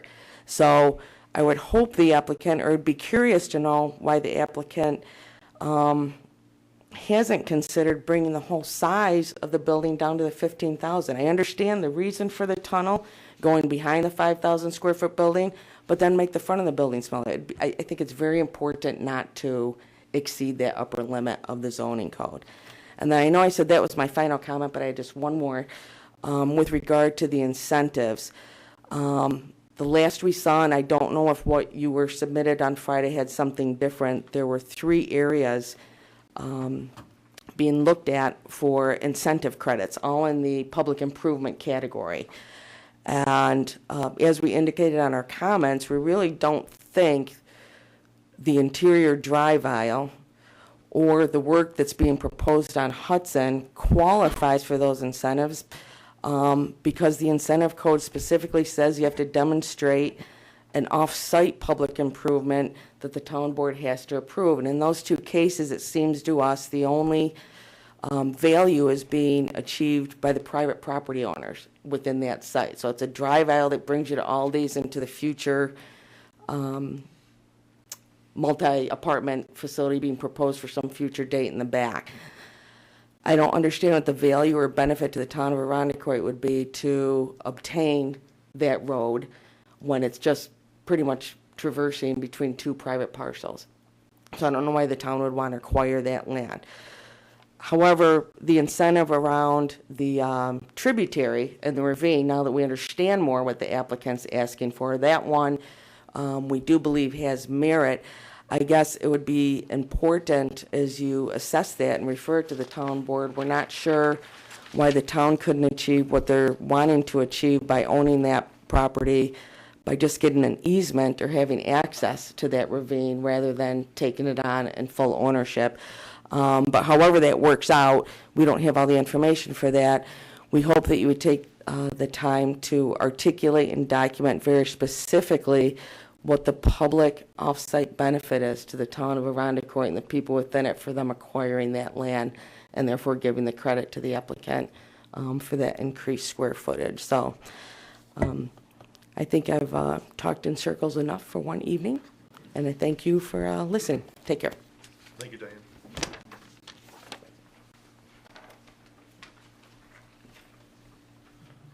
Anyone else?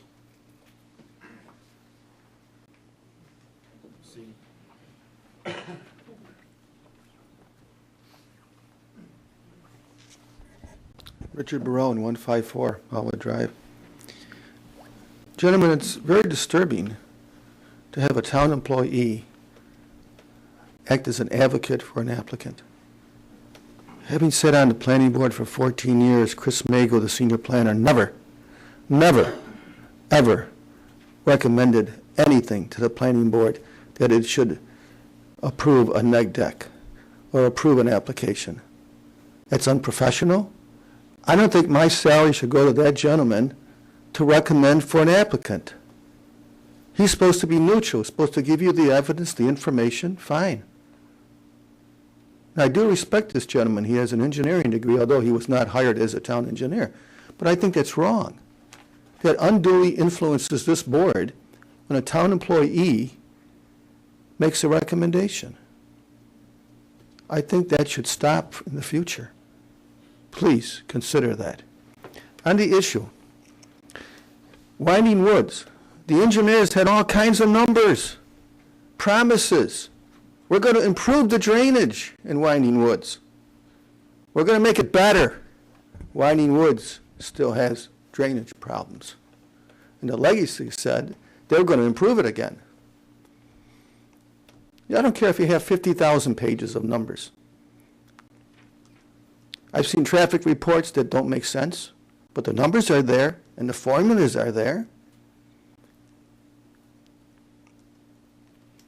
What guarantee will this applicant give this town when his drainage plan doesn't work? What do we do? Can you put something in your approval? Would you consider something in your approval to make them more responsible than just saying, we're going to do X, Y, and Z? What did you do in the past? We learned, at least in... What stipulations did you put in We your learned approval? because we trusted the engineers, Mr. Chairman, and that was our biggest mistake.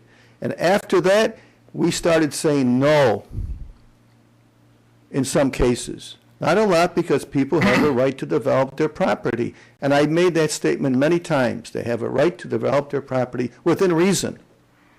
You have to use reason more than all the numbers Mr. Heininger has for you. Take those numbers and throw them in the basket. Use some common sense. That's one thing I learned.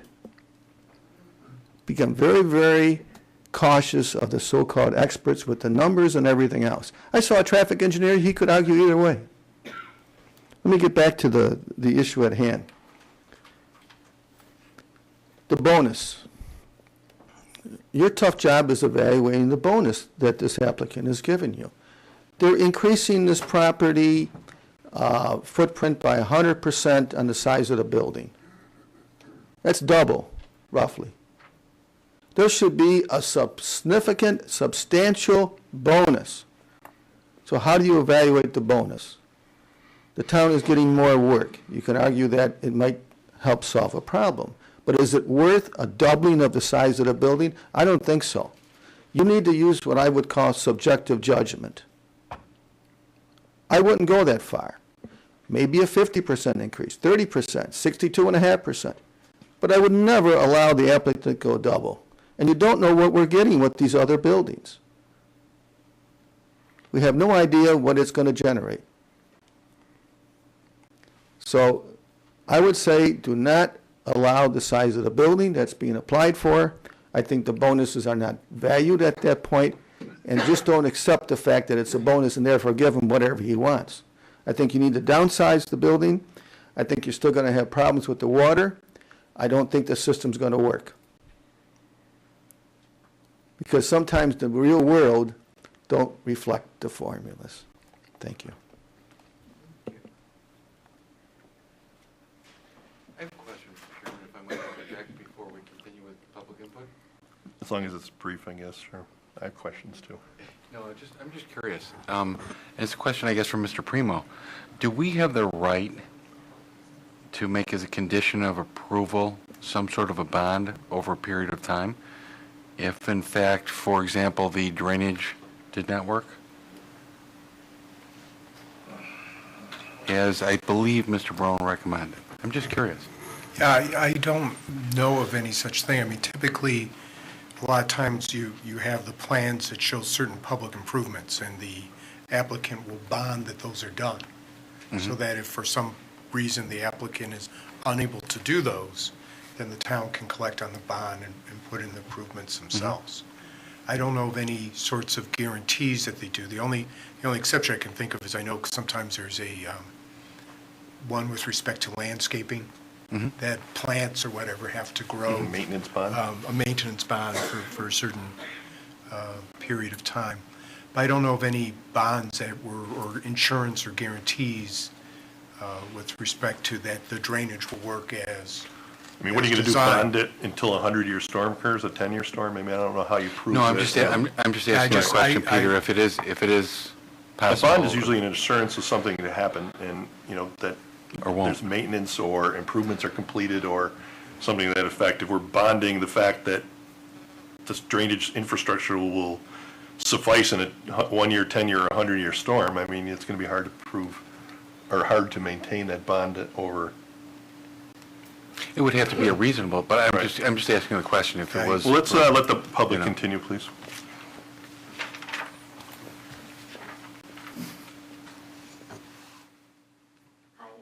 Costantini. I live at 10 Par Circle.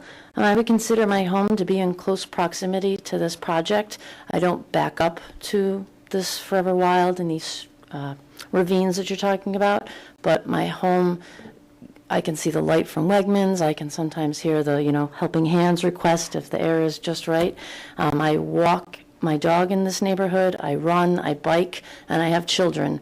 And the Aldi's project doesn't scare me in the least. In fact, I am completely relieved to hear that our town may get an Aldi's. 75% of my weekly grocery budget, I take my business outside of Arundequoit. I go to Aldi's in Webster, I go to Aldi's in Greece, or I go to Aldi's on Lake Avenue. And the remaining 25% of my budget, I come back here home to Wegmans to get the few things that I can't get, or maybe a specialty item or a special ingredient. So the traffic and the trucks coming and going, they don't scare me. I'm already walking and running these streets, and if I stay on the sidewalks and I use the traffic signals, I already consider this to be a pretty pedestrian-friendly town, and I've got to do my part, which is just to be aware of the traffic flowing on Hudson Avenue, which it's a pretty busy street, and I probably drive too fast on it, too, when I'm in my car. So I'm really a big supportive of Arundequoit getting this Aldi's. And the last things I want to say are, I guess I want to make reference to the town of Greece, which is where I grew up, and show some success that Greece is having. I don't know if anyone has driven down by Northgate Plaza, which is on Dewey Avenue, I think. I don't know how many years ago this happened, but the Walmart went in to revitalize that plaza, and much like I'm hearing complaints similar to here, there's neighbors that backed up to Northgate Plaza that were very fearful of what the super Walmart was going to do to their peace and quiet and do to their lifestyle. And the plaza, piece by piece by piece, has really come back to life beautifully. There's a ton of commerce there, and I think Dewey Avenue on the whole, just the real estate of it, I think it looks fantastic. I hadn't driven down there myself in a number of years, and I went to the new Dairy Queen. I was like, wow, look at Dewey Avenue down here. This looks fantastic, as I remember it from a child, and it had a really period of just falling into, there was nothing down there. So that's one Greece story that I want to... I work at the Woolworths. Oh my gosh, yeah. and the other Greece, again, I think it's an example of a town doing things well, is 104 Ridge Road is just shopping, it's a mess. It's shopping, shopping, shopping. It's a necessary evil. And the town of Greece moved their town hall down Ladder Road and made the heart of their government north of Ridge Road, and the commercial that followed behind it. And I think it's another good example. Our East Ridge Road, it's much like West Ridge Road. You can't get away from the traffic, the shopping. We all want it, we need it, but we don't like it. And if with I Square and with the renovations I see happening in the Arundequoit Plaza and this project on the bench, it seems maybe like a kind of an example of us moving our business away from a very congested corridor already, which is East Ridge Road, and moving things north. And again, I like it. I think it's good, and I hope it goes. Thank you. Go Little Irish. Anyone else? Mr. Barone, you've already been up. I have an answer for you. Richard Barone, 154 Drive. If you don't have a guarantee, you can't do a bond, performance bond, then decrease the risk. I remember doing that several times. Decrease the risk. Decrease the application. Decrease the site of impervious surface area, creating the drainage. Very simple. I think everyone would do that in their own lives, in their own situations. Decrease the risk, reduce the size of this project. Thank you.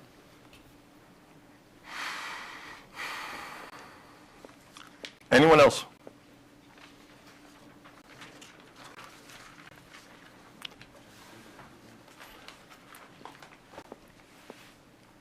I don't know that keeping, the public hearing open is, what did we want to do about that? I see no issue, Mr. Chairman, keeping the public hearing open, especially given some some of the comments that, especially the comment that Diane made as it relates to notification and so forth. Many people may not have thought we would have I guess I would like taken to this off agree the to table. keeping the public hearing open through at least the preliminary site plan approval stages. I think that's appropriate. And I would make that motion. One thing, yes, and I'd like to address, and it's one of the, I don't know that we need to, I think we don't need to close it. Okay. I don't know, someone made mention that we were rezoning this parcel. We're not rezoning this parcel. The parcel in the back is R7, correct, Larry? 5, excuse me. R5? I was joking. R5, we are not changing that zoning, and the front is mixed-use commercial. It is commercially zoned. The other comment I'd like to make, and I'm really getting tired of hearing about suspect engineering. You know, I don't know, I was a licensed architect, I take offense to the fact that people are alleging that engineers, much like attorneys, are lying or hedging or fudging data to make some sort of skewed opinion, and I personally take offense to it. At this point, I guess we'll open it up to the board to make a motion to declare ourselves lead agent, and then at which point we can take and ask questions of the applicant, review the seeker document if we like, a bit. I would make that motion, Mr. Chairman, to declare the Planning Board of Arundecoit the lead agency in this particular project. All those in favor? Aye. Any opposed? That's correct. Right. I would prefer, Mr. Chairman, if, again, following up on commentary made by other members of the board, that as it relates to the seeker document that we have in our hand that we got last evening, and some of the other documentation, I would prefer to have that discussion in a workshop setting and then come again before the public. That's my opinion.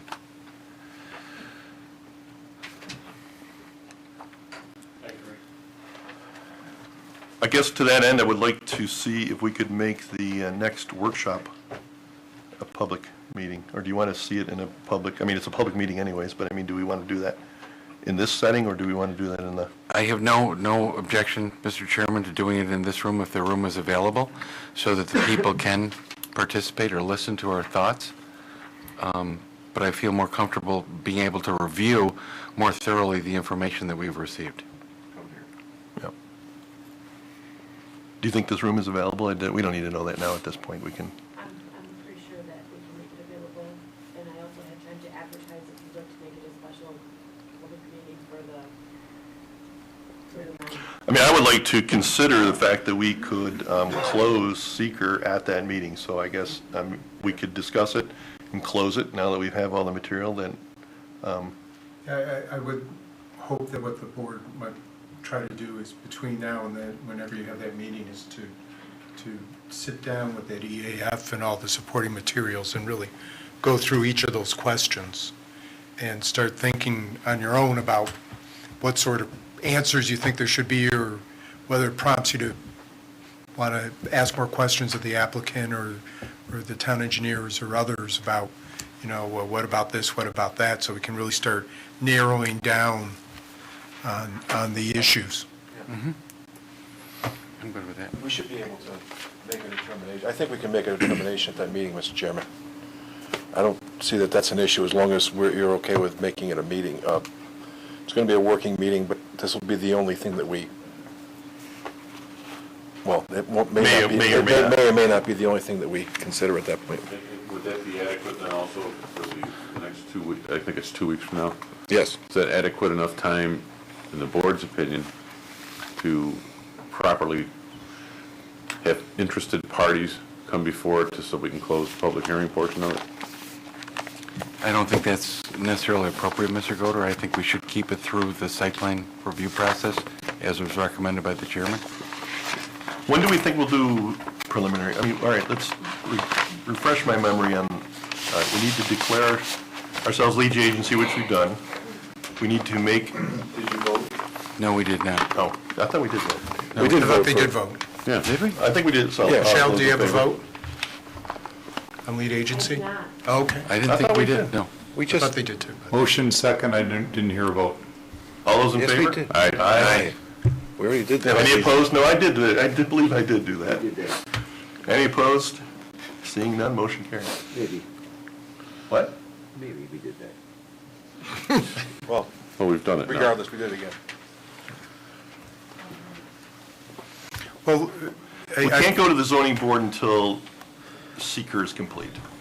Well, the zoning board could hold a hearing and take public comments before seeker is done. What they can't do is take any action. They can't either grant or deny a variance. And the same is the same issue with the town board with respect to their determinations concerning civic spaces and public improvements. So they could,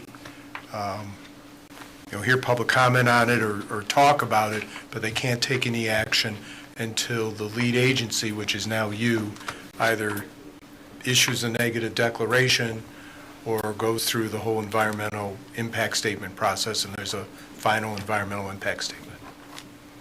So one of those two things have to happen before any other involved agency can take action.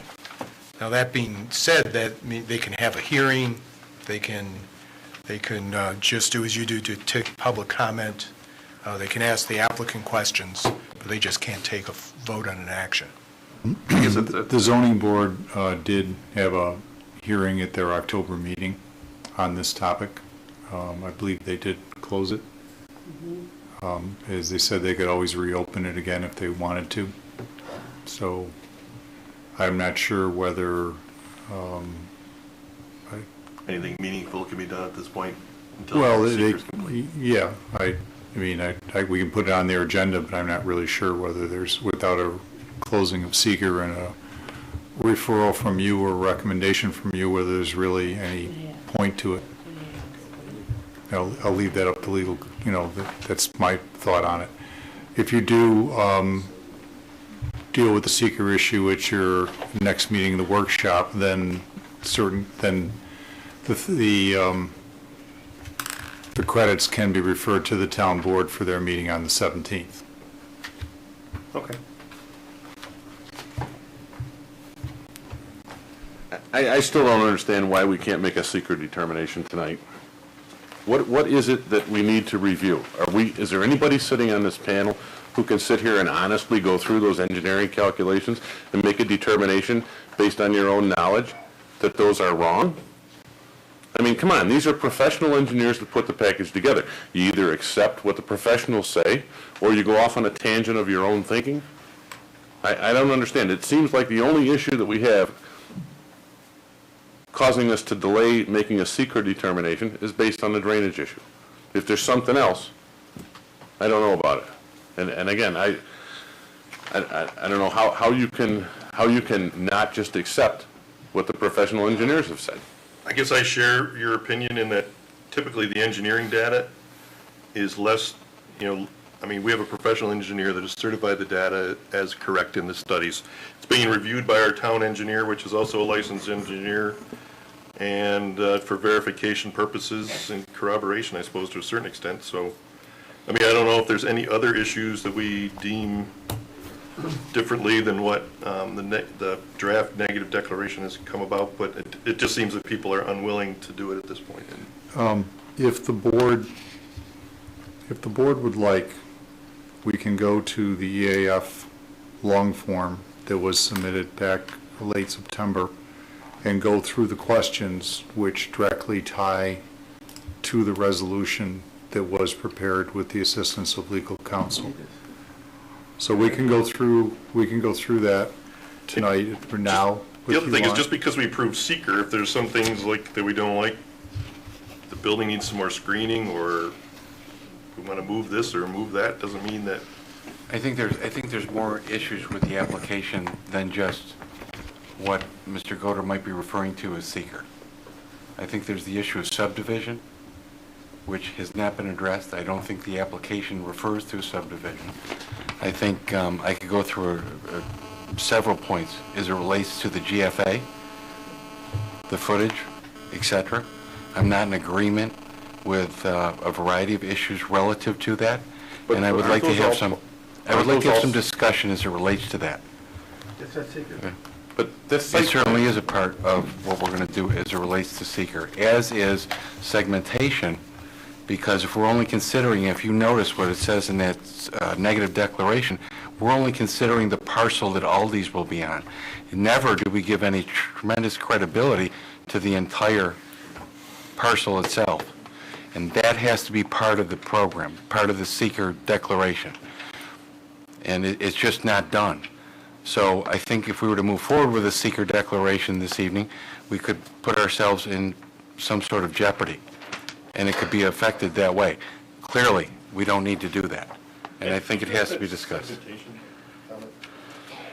Yeah, I mean, this is the first time I'd heard that, about that concern, Larry. I mean, I think tell me about the drainage calculations and the traffic calculations for the project. And Steve, I'll look to you. First of all, on the drainage, this document was designed with the latest stormwater regulations, of which I have a copy upstairs. It's over 700 pages.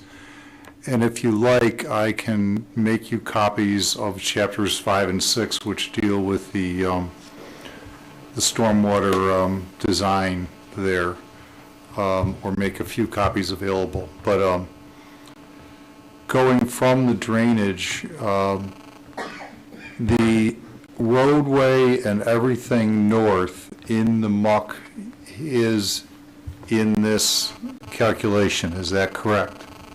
Everything that we're developing or disturbing, other than those that are already going to things, I mean, everything that's impervious is going back to the infiltration system. Right. Mr. Henninger and Mr. Chairman, if I could interrupt just for a second. I got the new site plan on Friday.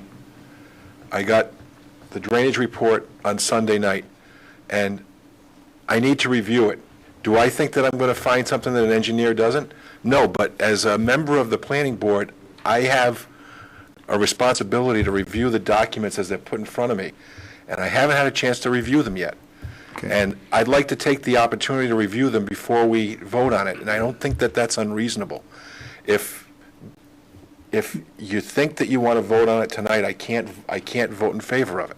I did have a chance to review them, so some of this obviously haven't, and that's very valid. Let me just add the one question. That's the only concern I have. I don't think I'm going to. I'm sure that the engineering report is fine and stellar and everything else, but it's part of my responsibility to review this stuff. So okay. That's to raise comment, and this somewhat goes back to one of the public comments. The drainage report does not address the R5 apartment zoned area. That would be done at some time in the future when someone comes in with a proposal to develop that. They will be standing on their own. Whatever DEC regulations are in force at that time, they will have to comply with that. So the same kind of situation we have here, where water is infiltrating into the ground, would be the case. So this development deals with the muck area up front. And that includes the two adjoining buildings to the south. We made provisions for the areas to the north, to the south, the road that was the future parcel, yes, we've made provisions for that. Okay.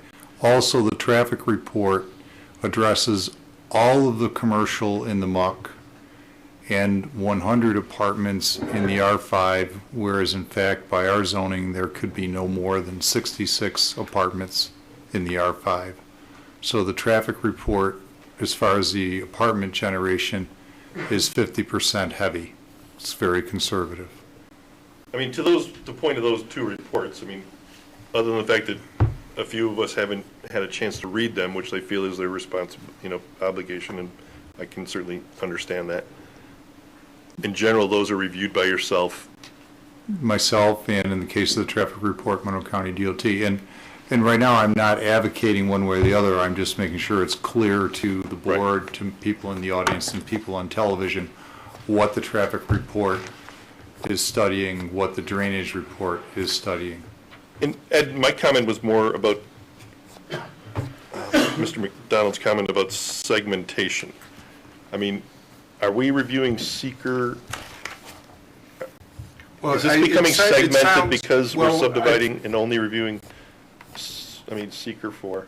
Well, I think what we're doing is reviewing the impacts of the MUC development as much as we can, based upon what we have here. So they are looking at traffic, and they are looking at the drainage issues of the whole entire development area of the MUC that this applicant's been talking about. What I think we might want to do, pursuant to your comments, is maybe make sure that analysis is perhaps a little bit clearer in the negative declaration or whatever conclusion we reach on those points. How should seeker address the future development of the apartments?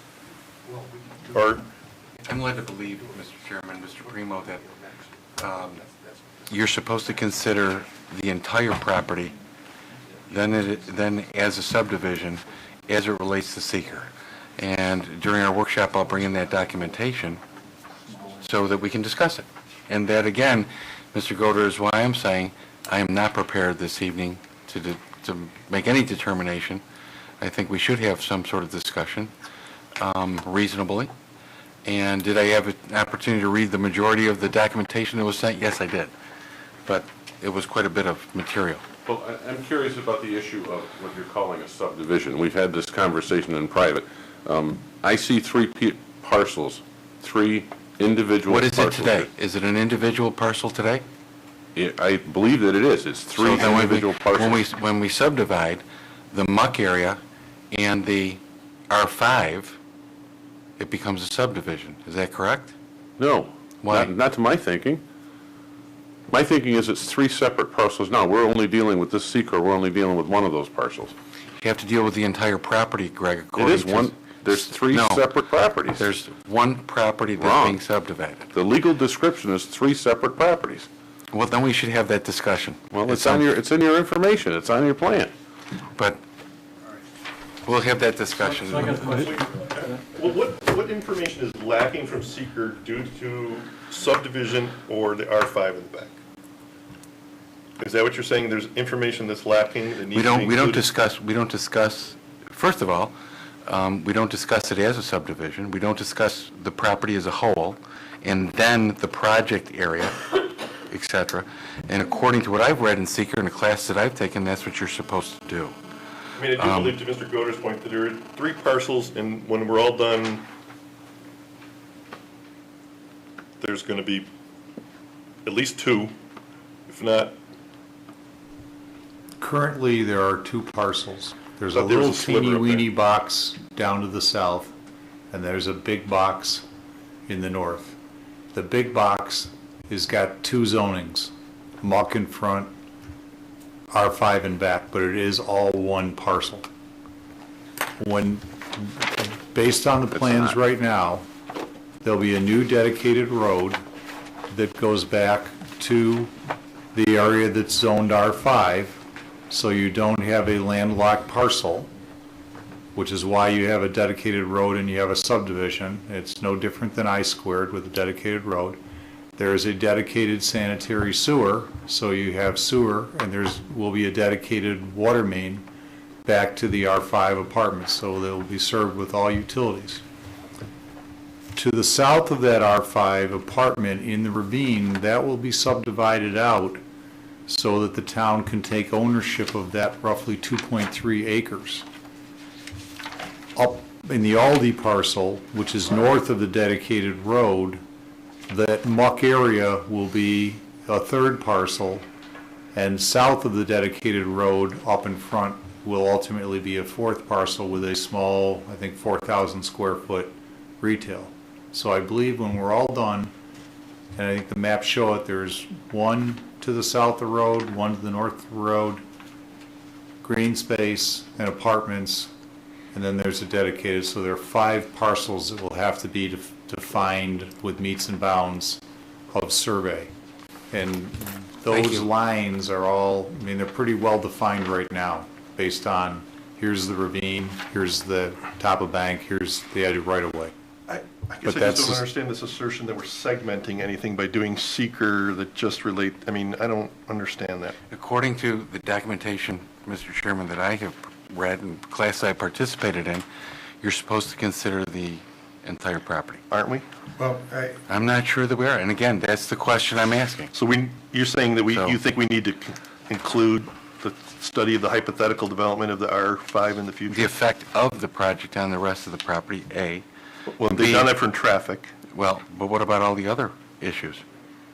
Do you feel So comfortable? you think a drainage study for a hypothetical apartment complex needs to be completed in order to I'm complete saying our that, seeker I'm saying review? that according to the law that I've read, we're supposed to consider the seeker for the entire parcel. I guess I'd like the lawyer to address the law. well, I mean, I think, one, we want to certainly try to address the concern, but they discuss in the seeker regulation that segmentation means the division of the environmental review of an action such that various activities or stages are addressed under this part as though they were independent, unrelated actions needing individual determinations of significance. So this kind of becomes this idea of what is the action, which is, I think, the way we've been defining it, and it's been defined by the application. The action is the development of the MUC area. What it says is actions consisting of a set of activities or steps. The entire set of activities or steps must be considered the action, whether the agency decision-making relates to the action as a whole or only part of it. Considering only a part or a segment of an action is contrary to the intent of seeker. If the lead agency believes that circumstances warrant a segmented review, it must clearly state its determination of significance and in any subsequent EIS the supporting reasons, and must demonstrate that such review is clearly no less prohibitive of the environment. Related actions should be identified and discussed to the fullest extent practicable. I think the issue here is that the zoning line goes through the middle of the parcel, and you're only developing the half that is zoned MUC. We're looking at that, correct? That is correct. And while they've looked at sizing the road, I believe, to service the back residential, is that also correct, Larry? The road is sized, the sewer is sized, the water main is sized, and the traffic study took into account the traffic generation. I think what we should probably try to do is make sure that discussion is clear, or is clear when we do the negative declaration. And I guess that's the point, that's why I am not, at this juncture in time, prepared amongst, and there's other And that's where I was actually Okay. getting to, is what information, and that's a perfect summation of what we're looking for, because what I want to get out is that if there's information that we feel is lacking, which I think now we boil down to that fact, and that's been articulated to the applicant, so that when we do review this in 2 weeks, then the That's what I'm information trying that to we're get to. lacking. Yeah. I I'm not just didn't prepared. understand exactly what you're asking for, and I think we got that now. Okay, I'm Unless you disagree. No, I agree. Agree with what I said, of course. Yeah. Peter, can I ask a question? Sure. There's some people, it sounds like, want to have a vote, and some people don't on seeker. If you move forward and had a vote on seeker, and it did not pass, what would that do to the applicant? Wouldn't be good. Then why don't you ask the applicant if they want to have the vote? Why are we arguing about it? Well, we're not arguing about it, we're deciding that we're not gonna have a vote because, right, I mean, if we don't have, if we vote for a negative declaration and the vote ends up no, that means that, I think that means that it's a positive declaration, doesn't it? Correct. Well, I mean, as I said, you really have kind of three choices, or maybe four. One choice, which I kind of hear what you're saying now, is to say we need more time and we need more information, so we're not going to take any action. You could adopt a negative declaration. If you put that to a vote and it fails, then the question is, what else do you want? Do you want to go to positive declaration, or do you want to get more information? All I want is a few days to review this information, that's all. I mean, we can be as, and I like the idea of vetting anything that you know right now that you don't know, but other than that, the only reason I don't know that we're going to need to go to positive declaration on this. Probably not, but it's really good to be able to review the documents to,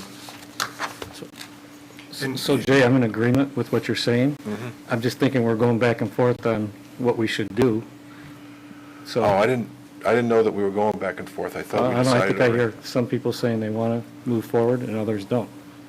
No, So- I've said very clearly, Bernie, I'm ill-prepared So am this I. evening to, So that's why I Take any say, vote. let's just do the workshop and, okay? Okay.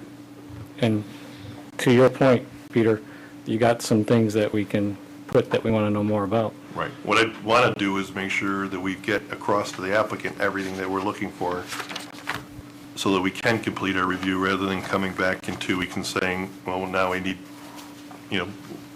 something to the effect of what we just came up with. Okay.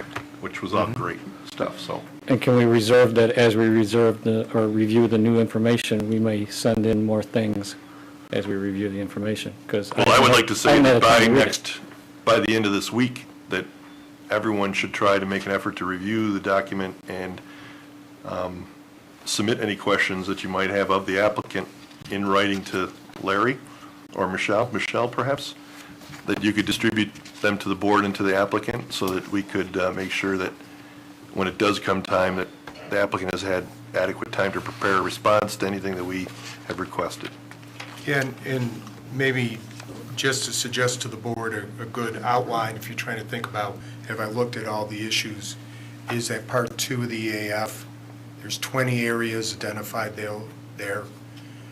When you do your workshop, you're going to have to sit down and go through each of those 20 areas, so that's kind of a good outline for you to use in thinking about what questions you may have. And for the board, I will go through a Part 2, filling out my thoughts, and then have that all forwarded to you. You can agree with me or not agree. And that's how we came up with the resolution from yesterday. And we should take a look at the potential, the possible resolution. And I know we've started to take a look at it, but, wordsmith, add to, delete, whatever we wanted to make that to our best, satisfaction. Okay. Do you have clear enough direction, or do you have some questions? Can you just come up to the dais there, please? First of all, on the stormwater, you have a tendency to keep revisiting that. And I'd just like to equate this to something that maybe, let's look at it on the architectural side.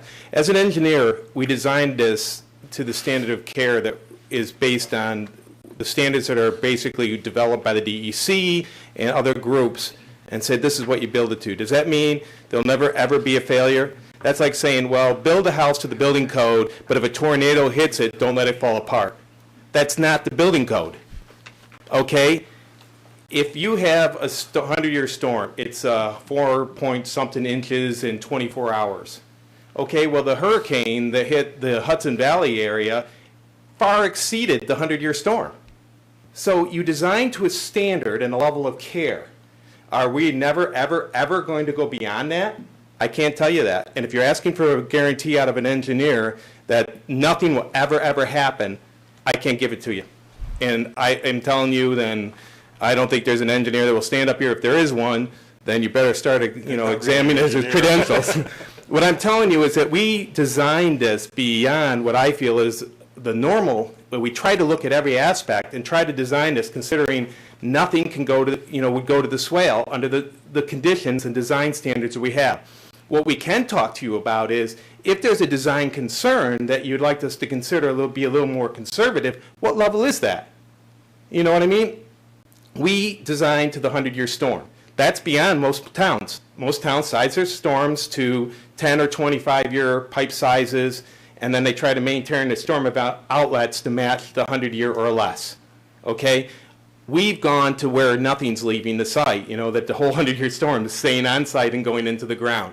We can look at some caveats for some safety concerns, and I think we have. But we can revisit that if you want a little bit additional concern. Like we have freeboard in there. What freeboard is that there'd be an additional area beyond the 100-year storm so that if we've got something a little bit beyond that, we would be able to take it.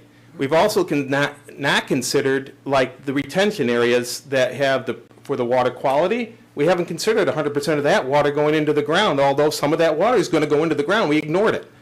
We just said, okay, let's take it all to the back. We'll consider that. Anything that goes up there is just an added bonus. There's some things that we can do, but there's no way that you're ever going to come to 100%, give me a guarantee that nothing will ever fail. That's not going to happen. So I just want people to understand when they start talking like that, and I don't care who the person is, you can't design to cover every possibility. But what we do is we've used a very strong standard of care, and I would be happy to work with your engineer, or if you have a specific concern of added, safety factors that we like to consider, we'll work with you, but we have to know what those levels are. And, just like I was saying, I try to use an example, but, if your house got hit by a tornado tomorrow, you couldn't go back to your architect and sue him if it got blown over, because he didn't design it for a tornado. And that's, why I say we just got to be reasonable. Well, just to answer that question, because I think you're kind of directing that, my statement, sir, is I was trying to address a comment of a resident. Yep, I understand. From a legal perspective. And I understand where you're coming from. And by the way, nobody is totally infallible. I totally agree with that. Just want to tell you that up front. Yep. And in respect to that, I think what we'd like to do is work with you and just try to create an avenue that makes everyone here feel comfortable that we've looked at that. One of the things, though, I would add, though, and the statement that was made by the public is, well, then do something that makes it better, that goes further. Well, that's exactly what the applicant's doing. The applicant's donating land. That wasn't a requirement. We're giving you the first step to create and solve a problem downstream. And in fact, we have gone out of our way to talk to the other landowner. Remember, when you're reviewing this application, Aldi has no ability to control the back parcel. They're not the applicant only controls the muck up front. That's all they have control of right now. So what they've done, though, is they've gone back. They have a business agreement with them, if everything goes in accordance to the approvals and everything, that this is what they would do. But you're going to the rear property is not under the control of this applicant. They don't have any control over that. But we have gone back to them and talked to them. Would you be considerate of what the town's concerns are? And that's the stormwater.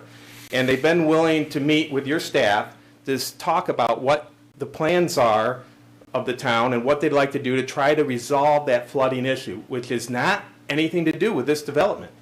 It's completely upstream. So what this developer and what Aldi's trying to do is create an avenue for this town to fix a bigger problem. And everybody keeps on pointing back as well, they're getting a benefit, the town's getting no benefit. The town and its administration and everybody else is put here as a government to try to resolve issues. If there's a flooding issue, everybody in this town looks to the town to fix it. And maybe there's times where you can walk away from that. But what we're trying to do, and what I got from the staff is they wanted an avenue to try to fix it. And we're trying to give you that avenue. It's not something we're creating. As a matter of fact, we're trying to help as much as possible to get the water away from there. But we can't solve that problem. What we can do is hopefully give you the vehicle to go in and solve it. Now, in regards to dedication, how does that benefit the town? Well, if you control the property, you control what can be built there. You control how it's maintained. You control access to it. If you don't take it in dedication and it's an easement, I'll leave it to your attorneys, but easements are not as strong as actually owning the facility and be able to declare what you decide you want to do. Then it's under your complete control. Plus, we would own the land adjacent to a public road. That's correct. And so you'd have complete access and you wouldn't have to worry about some easement dispute, 20, 30, 40 years down the line that, oh my gosh, I don't have access because some easement flaw in the language. I'm just saying, we're working with you. And I think we're working with you to the level to fix a problem that's beyond what this development is. So I just kind of remind you and bring you back to that aspect that may be the extra benefit that everybody's looking for, is what this extra property in the rear and this portion that we're dedicating could be the answer that everybody wants for hopefully resolving the downstream flooding that's occurring right now. So I know I took a long way and I got a little passionate about that, but it's hard for me because I've been doing this for a long time, and when somebody thinks we're fudging the numbers, I like you, it hurts a little bit because that's not what we do. We really try to be conservative. We really try to do a great job. We were actually involved with the Grease project that everybody keeps referencing. That was a project that our company did. And we try to do a very good job in everything we do. And again, we continue to work with staff. We've been here and we've always tried to make our presentations as quick and full of information as we can. But, you know, if there's more we can do, let us know. Talk to me a little bit about easement versus ownership and keeping that land as forever wild, like people might be talking about. If it's owned by the town, it's at the town's discretion. Once you own it, there's, you know, the town themselves would control if that's a forever wild, if that becomes a park, if there's development on it, it's only at the town's discretion. If it's an easement, I would say, I'd leave it to the attorneys, but my experiences are easements always have wiggle room in them. There always is something that says well, I interpret that different. Now you're in front of a judge and says, well, yes, your easement says that it has to protects the stormwater, but if you can somehow develop that and still protect your stormwater interest, maybe we could let you develop it because you really didn't lose that right with that easement. I'm just saying that, and I'm not saying that they're going a long ways maybe, but I say now a lot of, let's say, unusual things happen with legal language that somebody interprets differently. If a tree falls down on an easement versus a tree falls down on town-owned land, who's responsible? Depends on how the easement's written. I'm not even going to try to get into that legal dispute. But if it's owned by the town? The town would be, if it depends on what it does. I mean, if it falls on the ravine side and doesn't impact anything, why would you care? The point I'm trying to make is that town ownership of that treed ravine drainage swale gives, to me, the public the greatest benefit. In that, yes, there's some maintenance cost to it if a tree falls down, but there's no question as to liability or obligation. And there's also the ability to control, I mean, most of that water, I mean, is coming from Wegmans area. And right now, that's what's causing the downstream flooding, or any potential flooding, is that when there's a big storm where Wegmans land has absolutely no, or relatively no, stormwater management facilities in place. I mean, the stormwater management is basically flooding that ravine. And now the town can we're looking at a grant and some things like that would allow us to, perhaps the town, to repair some of that old harms, if you will, that were created. I totally agree, and I think there's more leniency. Buildable? Huh? Is that portion buildable at all? Buildable? You mean like you could build a building on it? Like Paca Park? Just curious. Larry, is that?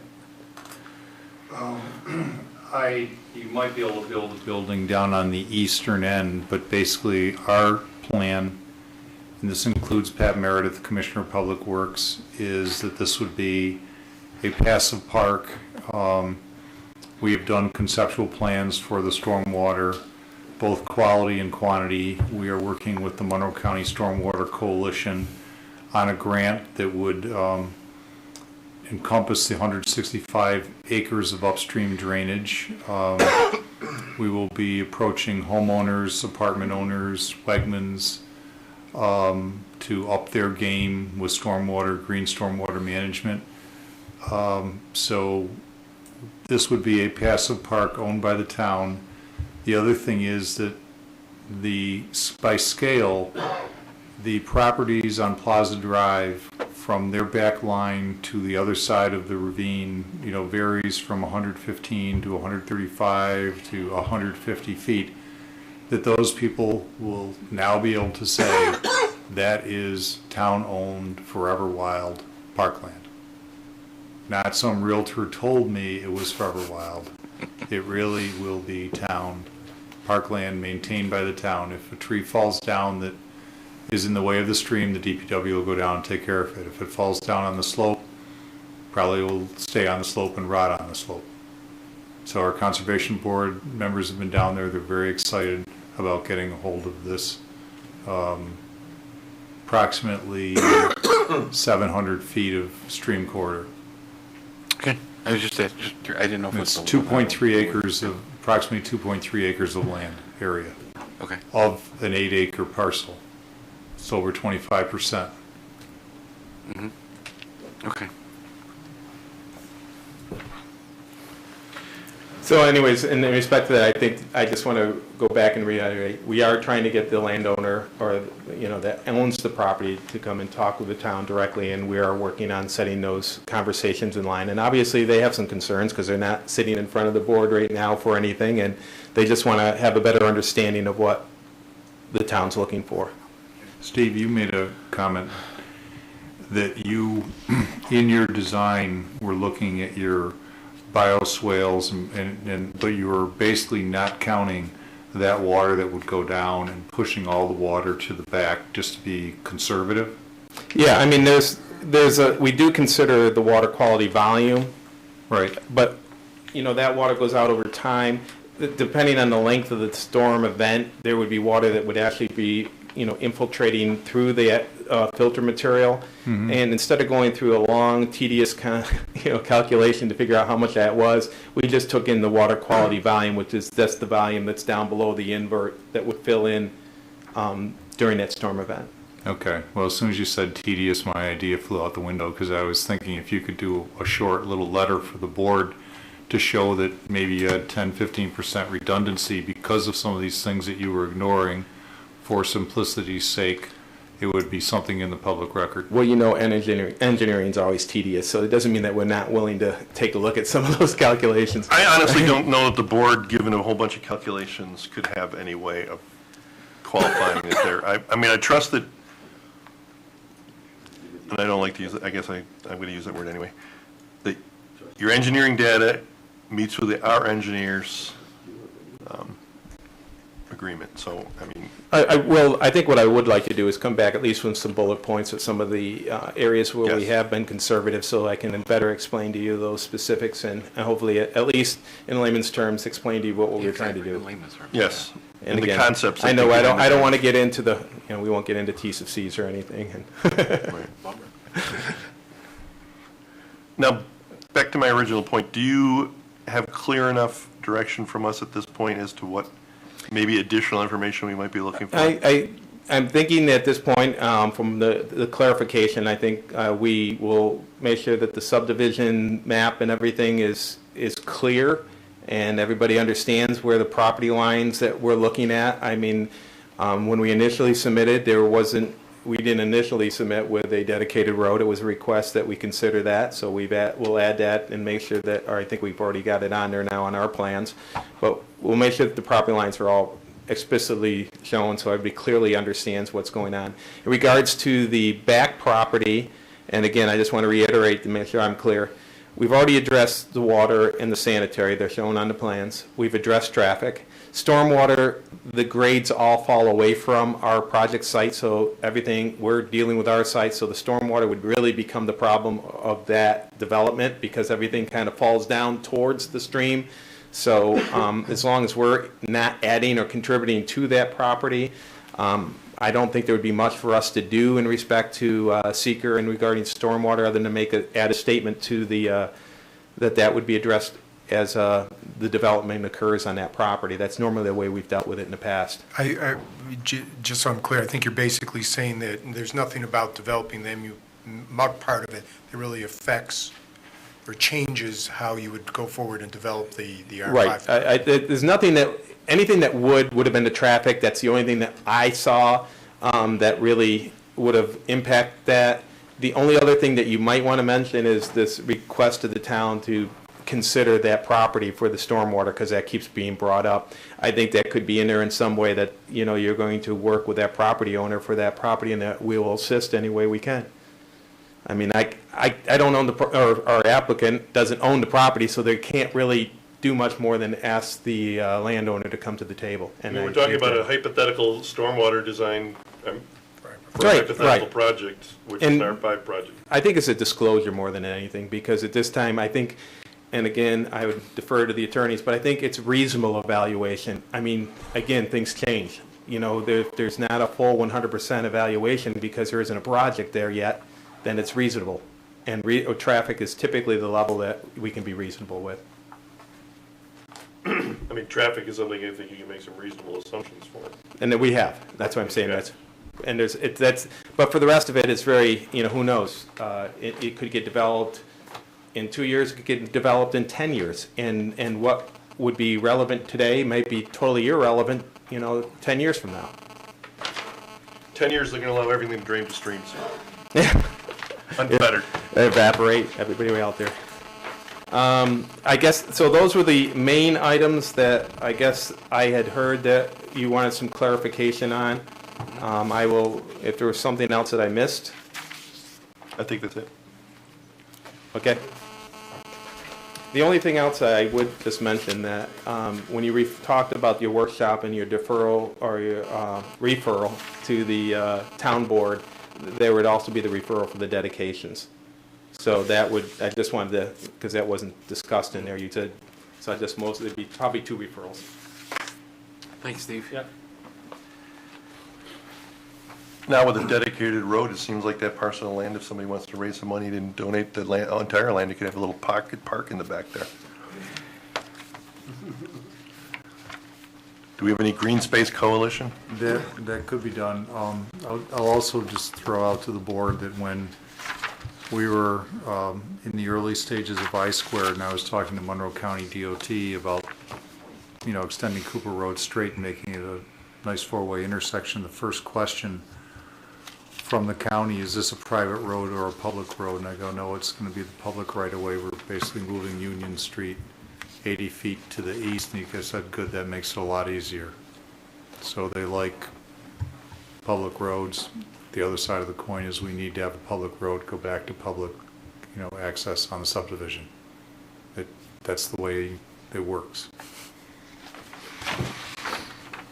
How big is building 1 at I-Square? 15,000 square feet. Thank you. What? Anything else? We're gonna go over the meeting minutes, or? Forgot to leave them out.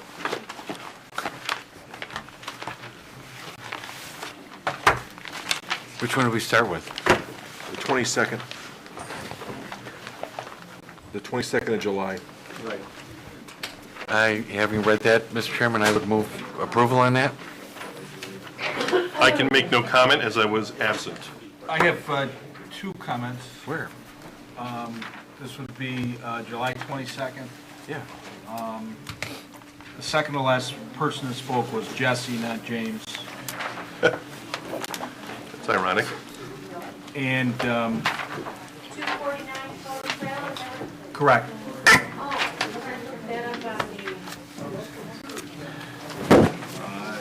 It's a female. And then U.S. Border Patrol, state crime has gone up. I think that's supposed to be state's crime under Mr. Jelinek.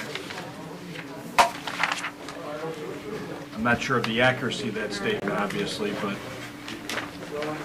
Can everyone just keep their voices down or just step out into the foyer while we go over this? that's all I know. So you move with change.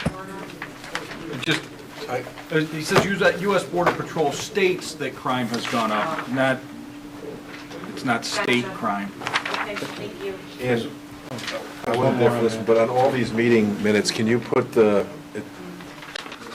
on top, it says Deputy Town, should be Deputy Town Attorney, and then Larry Henniger's title as well. I think that's on all of them. Must have get dropped somewhere.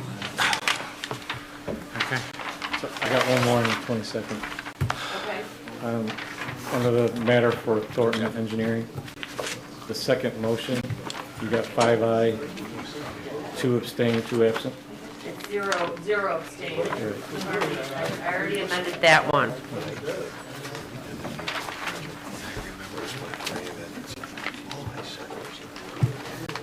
So these would be approved as amended, maybe, if somebody wants to make a motion. Is that it for that? Yes, sir. All those in favor? Aye. Any opposed? I abstain. I abstain.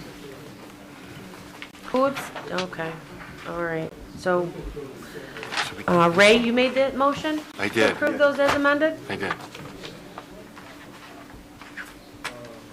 I'll move the minutes from the August 12th meeting, workshop. McDonald was absent. I abstain. I will second the August 12th meeting minutes. All those in favor? Aye. Any opposed? Seeing none?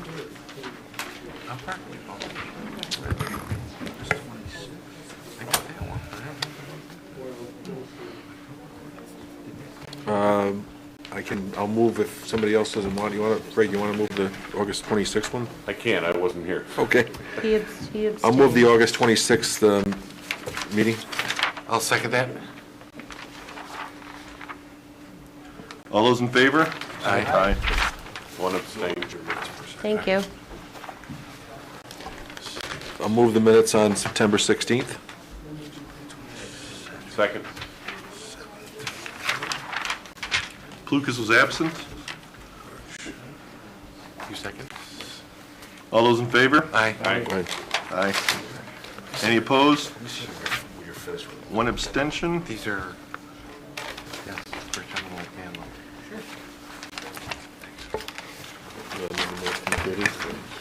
I can't move the 30th. I'll move that one, September 30th. And those are as amended because on the last page, I omitted the 6A, 0 nay, 0 abstain, 1 absent. Do I have a second? I'll make it. All those in favor? Aye. Aye. Any opposed? October 14th, I'll move them. I'll second. You beat me, Greg. Everybody's there. All those in favor? Aye. Any opposed? Seeing none? I'll be right to it. I will make a motion to adjourn. Oh, man. I second. All those in favor? Aye. Any opposed? Thank you. Thank you.